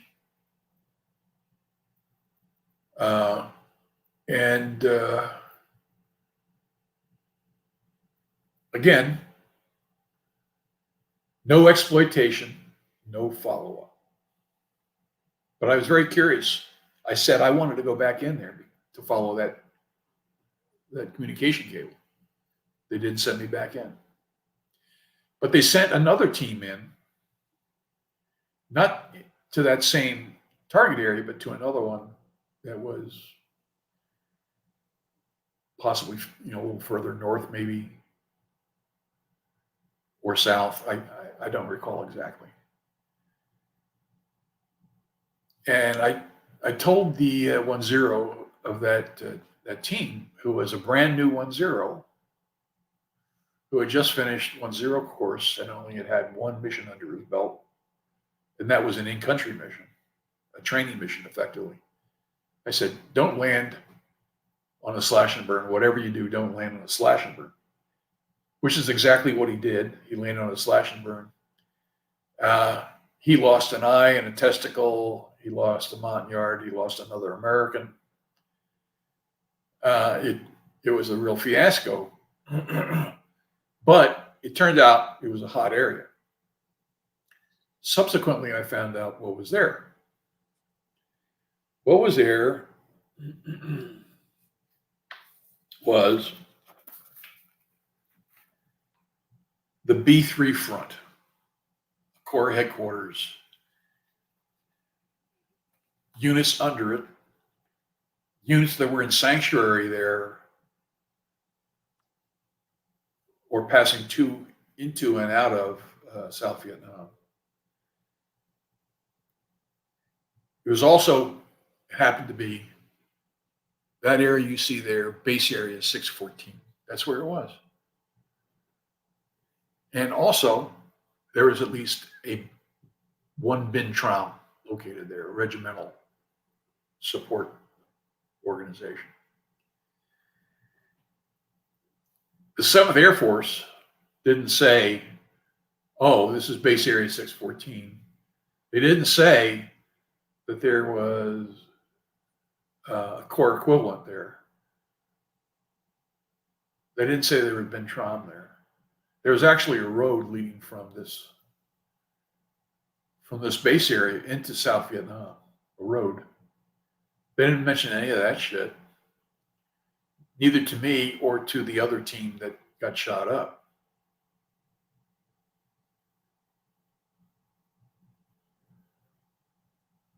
SOG didn't say anything about it, and our S2 shop didn't say anything about it. I found out much later in looking at declassified documents that MACV knew exactly where base area 614 was. So it was a real clusterfuck. Now there was a protocol that was usually followed, but sometimes violated at CCC. I don't know about CCN or CCS. That when you became a new 1-0 and you didn't have any experience under your belt, you would be given what was known as cold targets. Well, maybe that's the reason why this other team that followed me into this general area was sent there, because they thought it was a cold area. It turned out it was not a cold area. It was crammed with enemy. And it wasn't until normally you hit the 6-month point as a 1-0, where you were figured you'd have maybe 6 operations under your belt. You were considered a veteran 1-0, and you were given the hot targets. That was the desired way to organize and to assign teams. But it didn't always work out that way, because teams were getting shot up. If you didn't have a veteran team to go in, you had to resort to a team that had less experience. So uniformly, that when you send a team led by a team leader with a low experience threshold, it was a bad outcome. Often, those were led by officers.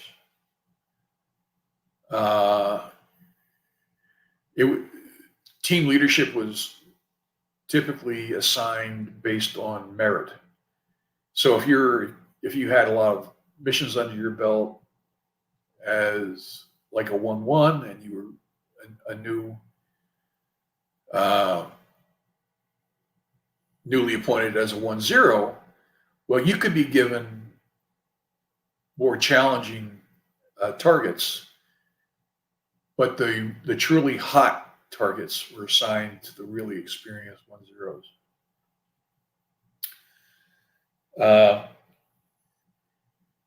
Often an officer would come in and say,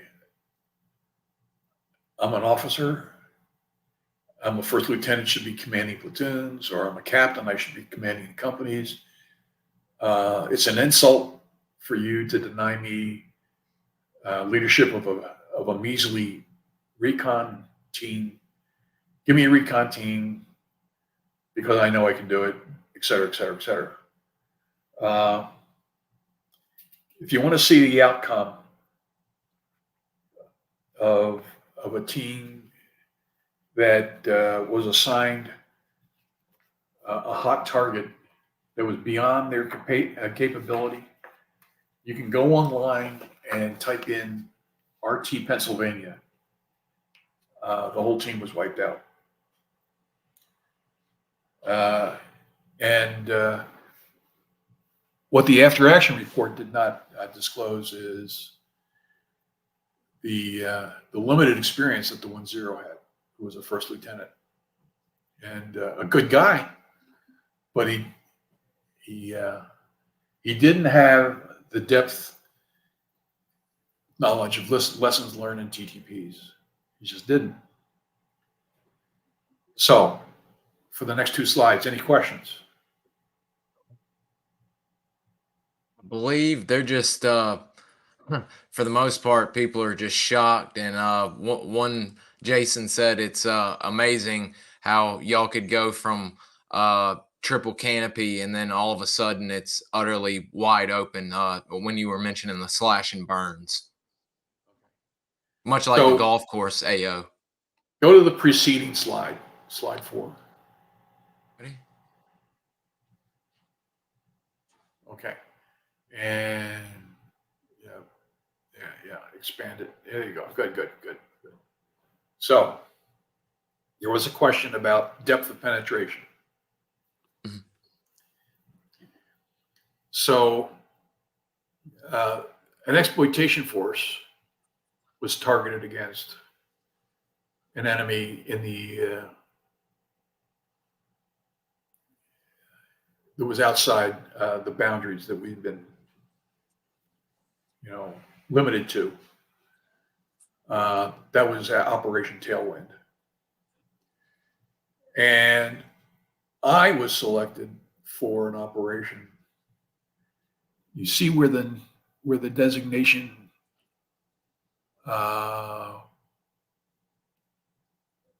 where it says junction of Highway 11 and 65, right there. Yeah. Okay. That was actually closer to Thailand than it was to South Vietnam. And it was, wow. You can see to its east, it was far beyond the northwest corner of our assigned AO. The launch site was in Thailand. And I was assigned this mission. And I wasn't happy about it because I was lied to because of this issue about prohibition going beyond our borders. Now, the reason why I was for this deep penetration operation was because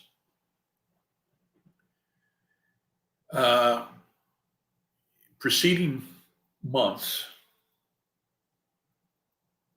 you may recall that the Americans and South Vietnamese forces, under the overall command of General Abrams, invaded Cambodia.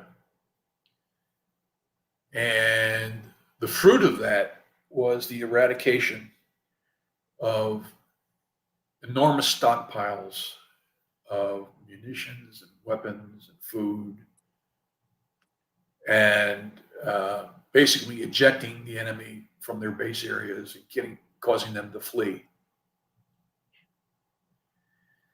The enemy could not operate from Cambodia, at least from the middle of the Cambodian border up to the northeastern corner of Cambodia, without those supplies. So the enemy knew that they had to resupply those units, otherwise their campaign in the southern, in the I Corps and lower 2 Corps would be suspended, and their strategic goals couldn't be accomplished. So the enemy that had normally been confined to what we then understood as the Ho Chi Minh Trail, that was encompassed within the boundaries that had been assigned to CCN and actually to CCC. The enemy had extended those out to where you see the pointer. Now, they had taken over 2.5 provinces of Laos in addition to what they already owned. And they used that, if you follow, so right there at that location was a highway, an all-weather highway, and also a navigable river, which went down into Adipo, where you keep on going down, down, down. Adipo was actually, that's what the name is. Adipo is actually further west and south. Okay, where you see that road junction. Okay, boom. From there, the river and a road went down into Cambodia. And that was the road that the NVA used to supplement the supply convoy. They were still using Route 110, but it was also monsoon season. So we really couldn't stop those convoys because we couldn't get TAC air on there when they were using all-weather roads, which is 110, Route 110, and this road you see here. So that's why they sent me there. And they said, you can't take your whole team. You'll only get commo twice a day. Otherwise, you'll be out of commo range. You're not allowed to use close air support if you get in trouble. And it was during monsoon season.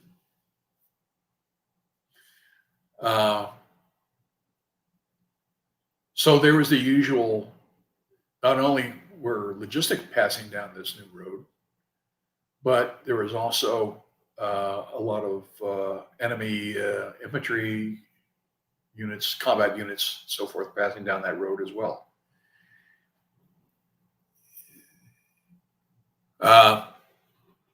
So that was basically a suicide mission, because I would not even be able to be extracted until there was like a hole in the clouds if I got into contact with the enemy. And we carried extraordinary burden to last us a week of supplies. And I, again, my usual complement of 12 team members was reduced to 8 as a maximum. And we were going to be inserted by Air Force Jolly Green Giants into that area. You will also see, which I didn't discover until I got the target folder, that area is an agricultural area. So a lot of that was banana plantations, banana trees and cultivated areas. They were all muddy. You could not hide your trail. You could not evade. It was all agriculture. So if you were seen, it was over for you. And they wanted to land me by Jolly Green into that area, into agricultural area. Between where you see the road and immediately to the right where the river was. So I would be pinned between a river during flood season, during the monsoon, and during a highway. And so that was basically, a suicide mission. The good news was that after staying about 4 days in Macvsog, the weather did not lift, so I was not inserted into that area. And fortuitously, for whatever reason, and of course, MACV insisted that they had to know what kind of traffic was passing down that road. There was no other team assigned to that. And this was wholly within, it was too far away from CCN. Again, so CCN might have been inserted further north, but that was above the provinces that the NVA had recently taken over. Okay, so 2 slides up. No, yeah, good. Go up or go down? One more down. Okay, and shrink that a little bit. There you go. So this is basically to give you an idea of size relationships. So you know what U.S. geography looks like. You basically know where Rhode Island is located. And then you can drift on over to where Laos is, and you can see basically what space is there. And then think about this. Think about the geography if we get into a war with the Chinese, and how much geography is covered there.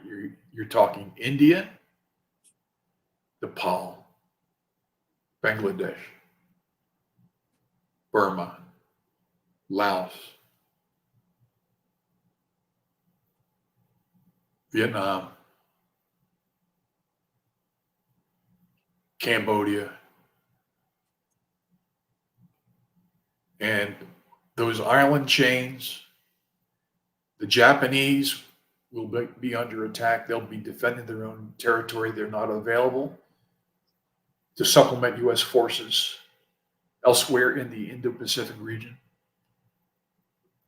The Koreans will be fighting off the North Koreans, who have a huge army, and also fending off both the Koreans and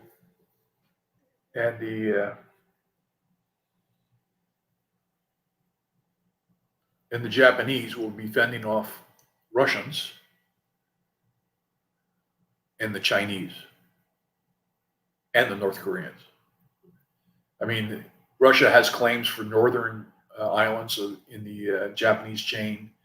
China has claims against islands in the southern Japanese chain. And North Korea has a claim against South Korea. So, and then we would expect that the Russians would also be fighting on their western boundary against Europe. And then you think about where all the client states are for Russia, like Syria. Think about all the client states for China. It'll be a mess. And the United States, in particular, the Special Operations Community doesn't have the force structure to deal with this. And all those areas, like in India, and east of that, and in the Pacific Rim Islands, excluding Australia, are rainforest. So we no longer have a jungle school. That was given away when Jimmy Carter gave away the Panama Canal to the Panamanians. That's my nightmare, guys. Next slide. Okay, that, my friends, is rainforest. You see cloud cover, but there's still enough space there for some TAC air to operate. But that is typical rainforest. That's triple canopy rainforest. There's some areas of rainforest that actually have more than 3 layers. The rainforest that we were used to, which also you'll find in Borneo and other areas of the Pacific Rim Islands, Malaysia, some areas of Thailand, and certainly Laos. You cannot see the sun, you cannot see the stars, you cannot see the moon. At night, you're shrouded in total darkness. And the only thing that illuminates in those conditions is decaying vegetation that may acquire a luminescent quality. Other than that, you cannot see literally your hand in front of your face. You see on that photo a lateral crease across from there you go. That is a river. That may be the only location where you can actually see the ground, or someone on the ground can see the sky.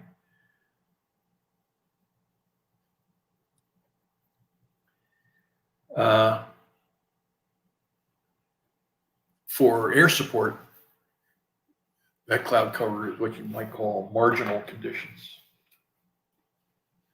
It's rainstorm about to happen. So, next slide. Okay. So, this is broken canopy.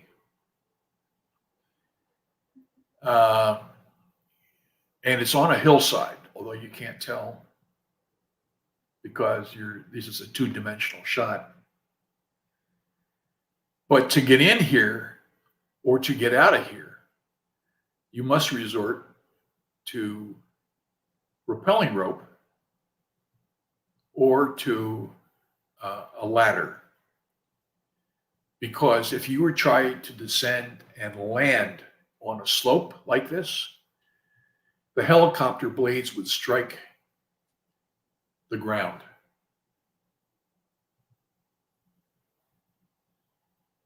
The upper reaches of the slope. What you see there, that white dot there in the center, that's a helicopter. That gives you a relationship. How tall those trees are.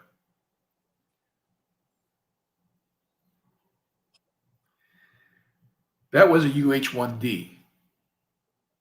And the UH-1D blade length is 48 feet. The UH-1D has been replaced by the UH-60 Blackhawk. Blade length is 65 feet. So LZs where a UH-1D could land under marginal conditions, the UH-60 could not. And the UH-60 is destined to be replaced, apparently, if I read my press correctly, by a tilt rotor aircraft, which has a wingspan far beyond that 65 feet. So how are you supposed to be inserted or extracted from rainforest? I guess no one's thought about that. So before the next slide, let's have some questions if there are any. All righty. Here's one that always comes up when we get into the jungle, and I'm always usually especially interested as well. What what are some of the creepy crawly stuff that you guys came across when y'all were deep in the jungle? Snakes, centipedes, the Right. That's an interesting. We would frequently come across bamboo vipers. ooh, Bamboo vipers are arboreal, which means that they're not on the ground typically. They're on shrubs and small trees. And so if you happen to encounter one, they're bright green, just like the foliage. And if you don't spot him and you brush up against him, you'll get struck on the face or the neck. And good night, Abigail. You know.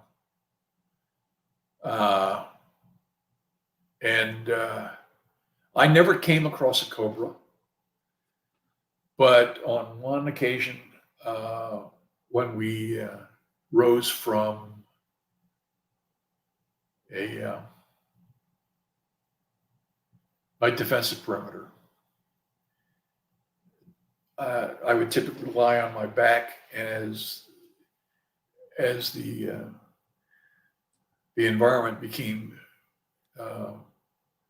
more luminescent, as you know, the sun was starting to rise and stuff like that, I saw above my head one of these bamboo vipers on a bush, literally within reach. ooh. So I said, well, I'll just roll out to my right, and within reach of to my right was a banded crate, which is, you know. So I took a twig and I threw it at one of my Montagnards, and I pointed out the snakes, and they weren't too concerned about the crate, because in the early morning it's kind of cool weather. The snakes are kind of sluggish, so they killed the crate.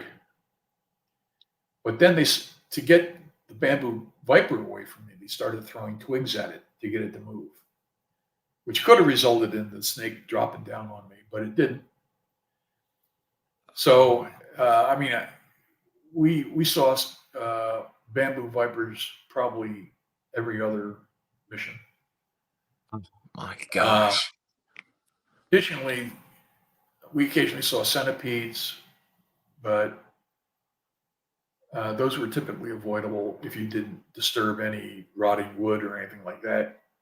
I found that there was not a lot of rotting wood on the floor of the jungle because it rotted so quickly.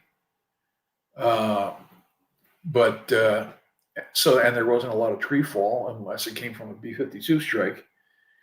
But I was sitting in a perimeter, coincident with eating their noon meal, and their communications had previously taken place. And I looked to my right, and under this large leaf of leafy vegetation, there was a scorpion about the size of the span of my hand.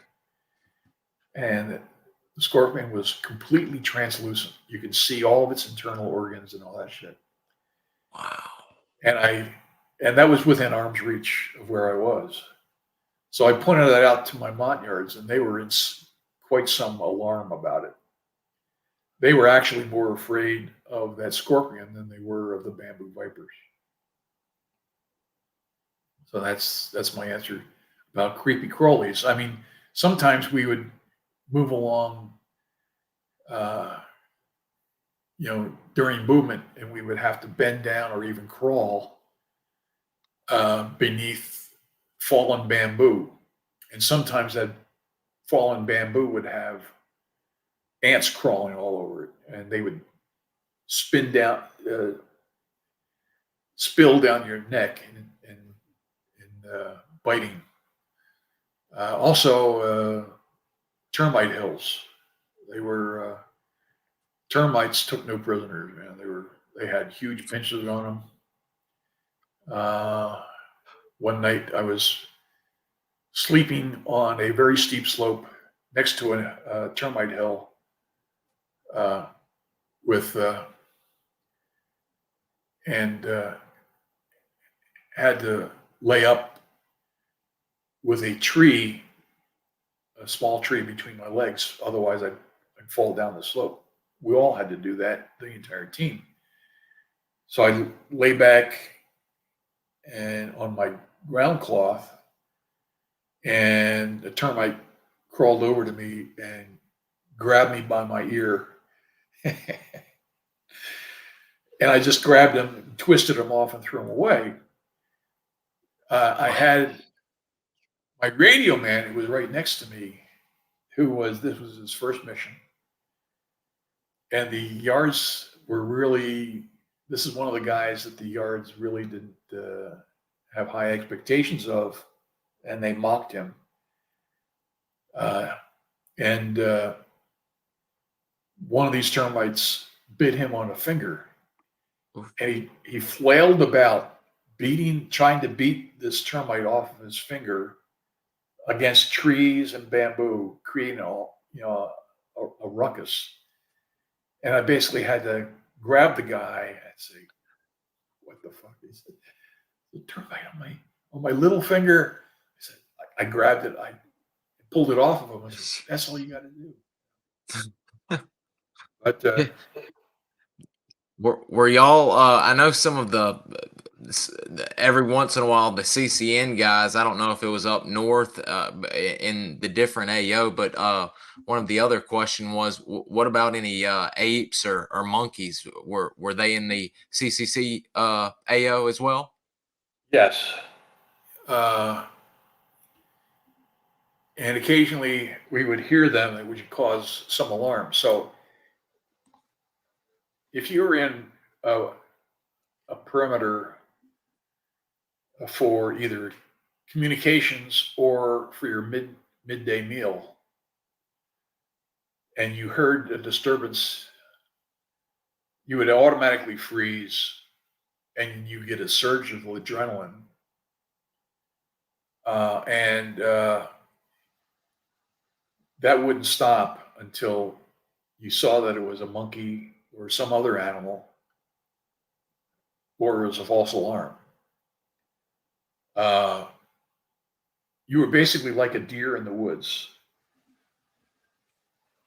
You were very attentive to sounds, noises, and smells. If one Montagnard froze while he was eating, or otherwise froze while he was surveilling his area of responsibility, the entire team would freeze. And that syndrome of adrenaline rush and all that went along with it would repeatedly happen. And it was really something that I'd never experienced before in my life. And have not since. So if there's another question, otherwise, next slide. There is one last one, and just to update you, we are at the 2 hour and 23 minute mark. Okay, so yes, sir. Go ahead. We need to conclude this and pick it up another time, or that's what I was going to ask you.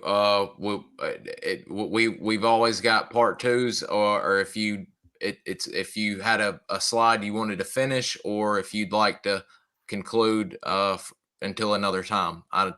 Let's finish this one last slide, and then maybe pick it up on another occasion. That'll be perfect. That'll be perfect. Because I definitely don't want to run you out of time. Okay. So this is a South American rainforest tree at its base. And you can see next to it two gentlemen to give you an estimate of the size of that. These were all over the rainforest where we located. Here, what you see is you can actually see open areas in the canopy beyond that tree. So in certain rainforests, these kind of trees are more frequent, and you'll find them in groves of 100 or more. You'll find other types of trees that are really, really tall. What does that mean? So can you shrink this down a little bit? Yes, sir. Let me. Okay. So here's a note, which is the typical tree height in the Pacific Rim is 290 feet tall.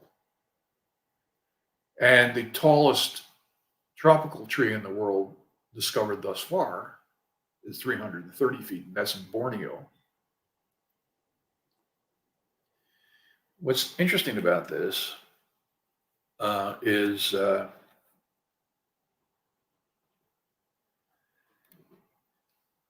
if you're being pursued, let's kind of craft a scenario here. You're being pursued by an enemy.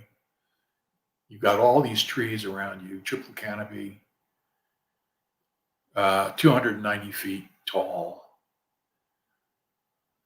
Can't be knocked over by explosives.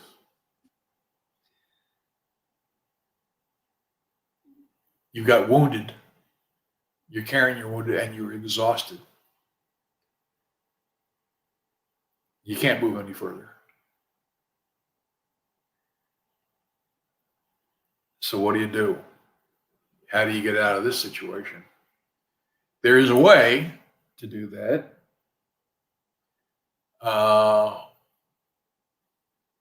But it requires some help, shall we say. Ultimately, it may require a bright light team to come in and rescue you, or it may require a whole bunch of aircraft coming to support with close air support, and to walk out to an LZ that your forward air controller can guide you to. But otherwise, you got to figure out a way to get a break in the canopy. So one way is to drop a 500-pound bomb nearby within a danger close distance, and try and make it there. And that might require you to do a breakout operation where you take more casualties in the process.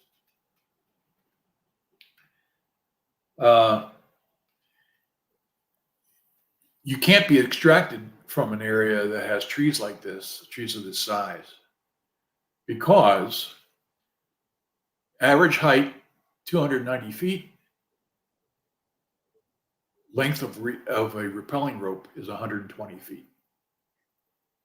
So you can't even, you won't even be able to see the rope from the ground. If you're parachuted in and you're going to use your canopy to lower yourself down, the canopy is only 70 feet. We'll only give you 70 feet of run.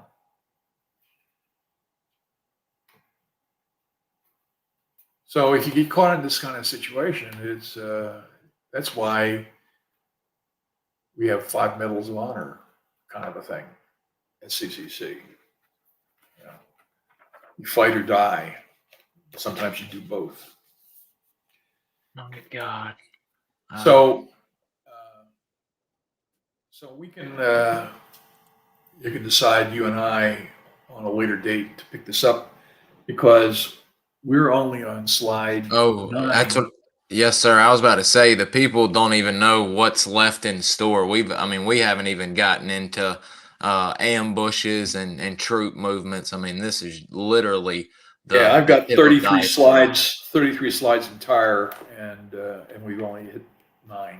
So Yeah. So, how about this? I've got one more question. This gentleman's been ever so gracious to wait, and it was about landing zones and some toe poppers, and then we'll shut it down and we'll plan for part 2. But we'll knock out this question real quick. The gentleman wanted to know, this is from Brian Cunningham. He was curious about, with all of the AOs, the LZs, everybody's keeping up with, and as you've gone into with S2 being, let's say, lackadaisical, did y'all have many issues of recon teams going into previous areas where toe poppers had been left and not written down on maps, and y'all encountering them? okay. So according to the field manual, if you plant a mine, you're supposed to record it to 8 grid coordinates, 8-digit grid coordinates, or better. And but that often you didn't know precisely where you were, because you cannot see landmarks in a rainforest. My solution to that was I always used a time delay device for toe poppers and booby traps. So that, and typically I would give myself maybe 24 hours, maybe less, for that self-destruct to, get rid of the hazard. I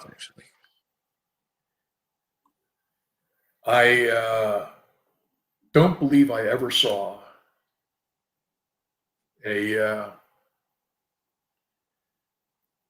minefield depicted on any of our maps for any of the operations I ran, except in Tango 7, where an aerial dispensed minefield was dropped, and that area was identified as a hazard area on the map.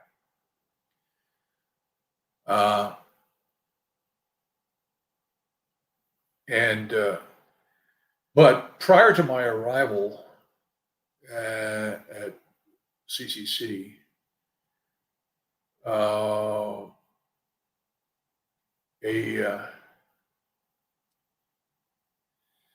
recon team with an officer as the team leader. I think he was the team leader. Either he was the team leader or he was an understudy to the team leader. Considered on an operation and encountered a toe popper, a field of toe poppers, in the worst possible way.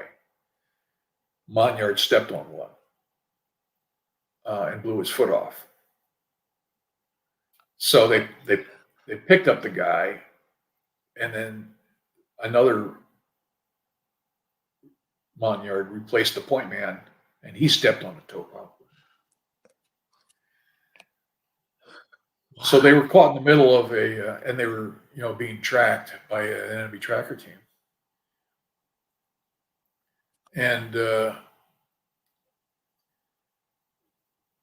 so no Montagnards volunteered to take point after that. So the lieutenant volunteered, and he stepped on the toe popper. Wow. It turns out that this little minefield was planted by a South Vietnamese recon team. Uh, And I would say to you, no surprise there. Again, I can tell you a lot of stories about South Vietnamese recon teams. But apparently they also saw some banded web gear and some other detritus around there where that team had maybe fought its last battle. Wow. So maybe they didn't have the time to record the location. But at any rate. Wow. So that's, that's all I can think of off the top of my head. Wow. I've heard of an incident just like that with Mr. Ralph Rod, actually, in one of his yards, stepping on one. And thank goodness he actually got to stay, and they got him a prosthetic, and he was at, I think, the gate guard for a little while, but it completely took his foot off as well with an unlabeled toe popper. Real disaster happened to a Montagnard up on Leghorn, which had a minefield all around it. And one of the chores they had to do was to clear out vegetation in the barbed wire where the toe poppers were planted. So this Montagnard mistakenly stepped on the toe popper, which threw him up in the air. He landed on both of his hands to the front. Both hands blew off, which blew him back in the other direction, and he landed on his back on a toe popper, which ended his day. Well, really bad day for that guy. My goodness. Wow. Yeah. I think that was a good story to end on. And like Mr. Ed said, guys, we've still got over 20 slides left. And now a bunch of thank yous are coming in for you spending time and all that. Spread the word about the book.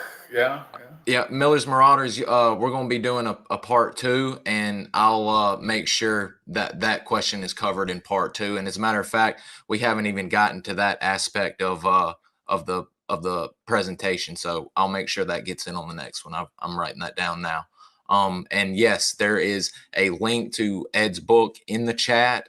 There is a link to Ed's book in the episode notes at the bottom of the page, and I can't recommend it enough. I, of course, have my copy right here. It is chock full of everything we've been talking about today and much, much more. Mr. Ed, would you like to? I would add that if you like what you see, please, write a review about it. But again, I'm not concerned about making money off of this. My aim is to spread the word, to have these lessons learned and TTPs permeate at least the special operations community and beyond. One way to do that is a grassroots kind of thing where the book gets widely read, and then it eventually floats up to the surface to the scrutiny of decision makers. Absolutely. And it looks like we've already got a lot of play going on. So we've got several people that are going right now to go to Amazon to purchase it. So it looks like we've done our job here, getting the word out so far. Actually, the hardcover supply, the inventory is almost run out. The book is going to go into its third printing within the next couple of months. So if you want a hard copy, you might have to wait. I don't know. But the electronic version of it is cheaper. And so if you want to get a hold of it, and yet you don't care whether it's a hardcover or not, that's the way to go. You get the electronic version of it from Amazon. I've got the hard copy. I've always been a hard copy guy. There's just something about having it where I can always have it physically in my hands. So I jumped out and bought a hard copy. I always recommend people get a hard copy, and that way if the computer goes down or something, you've always still got that physical copy with you. So but anything else you would like to add, Mr. Ed? Nope, that's it. I thank you for your time. All righty, guys. Mr. Ed, we've got a fan from Finland saying hello. Yanni Anderson. Hey. Oh, I am a big admirer of the Sissy and the Finnish operations against the Russians in the Winter War and the Continuation War. Big fan. As a matter of fact, in my book, I call them out. I speak about them in glowing terms, and my next book will also have something about them as well. Yep, Larry Thorne has got his own special section in this book, Yanni. So you might want to jump out here and get this because Mr. Ed did his. Yep, he covers a lot of Finnish warfare, and even he goes back in time to the Romans and all that. It's a wonderful book, and so like we said, this is just part one.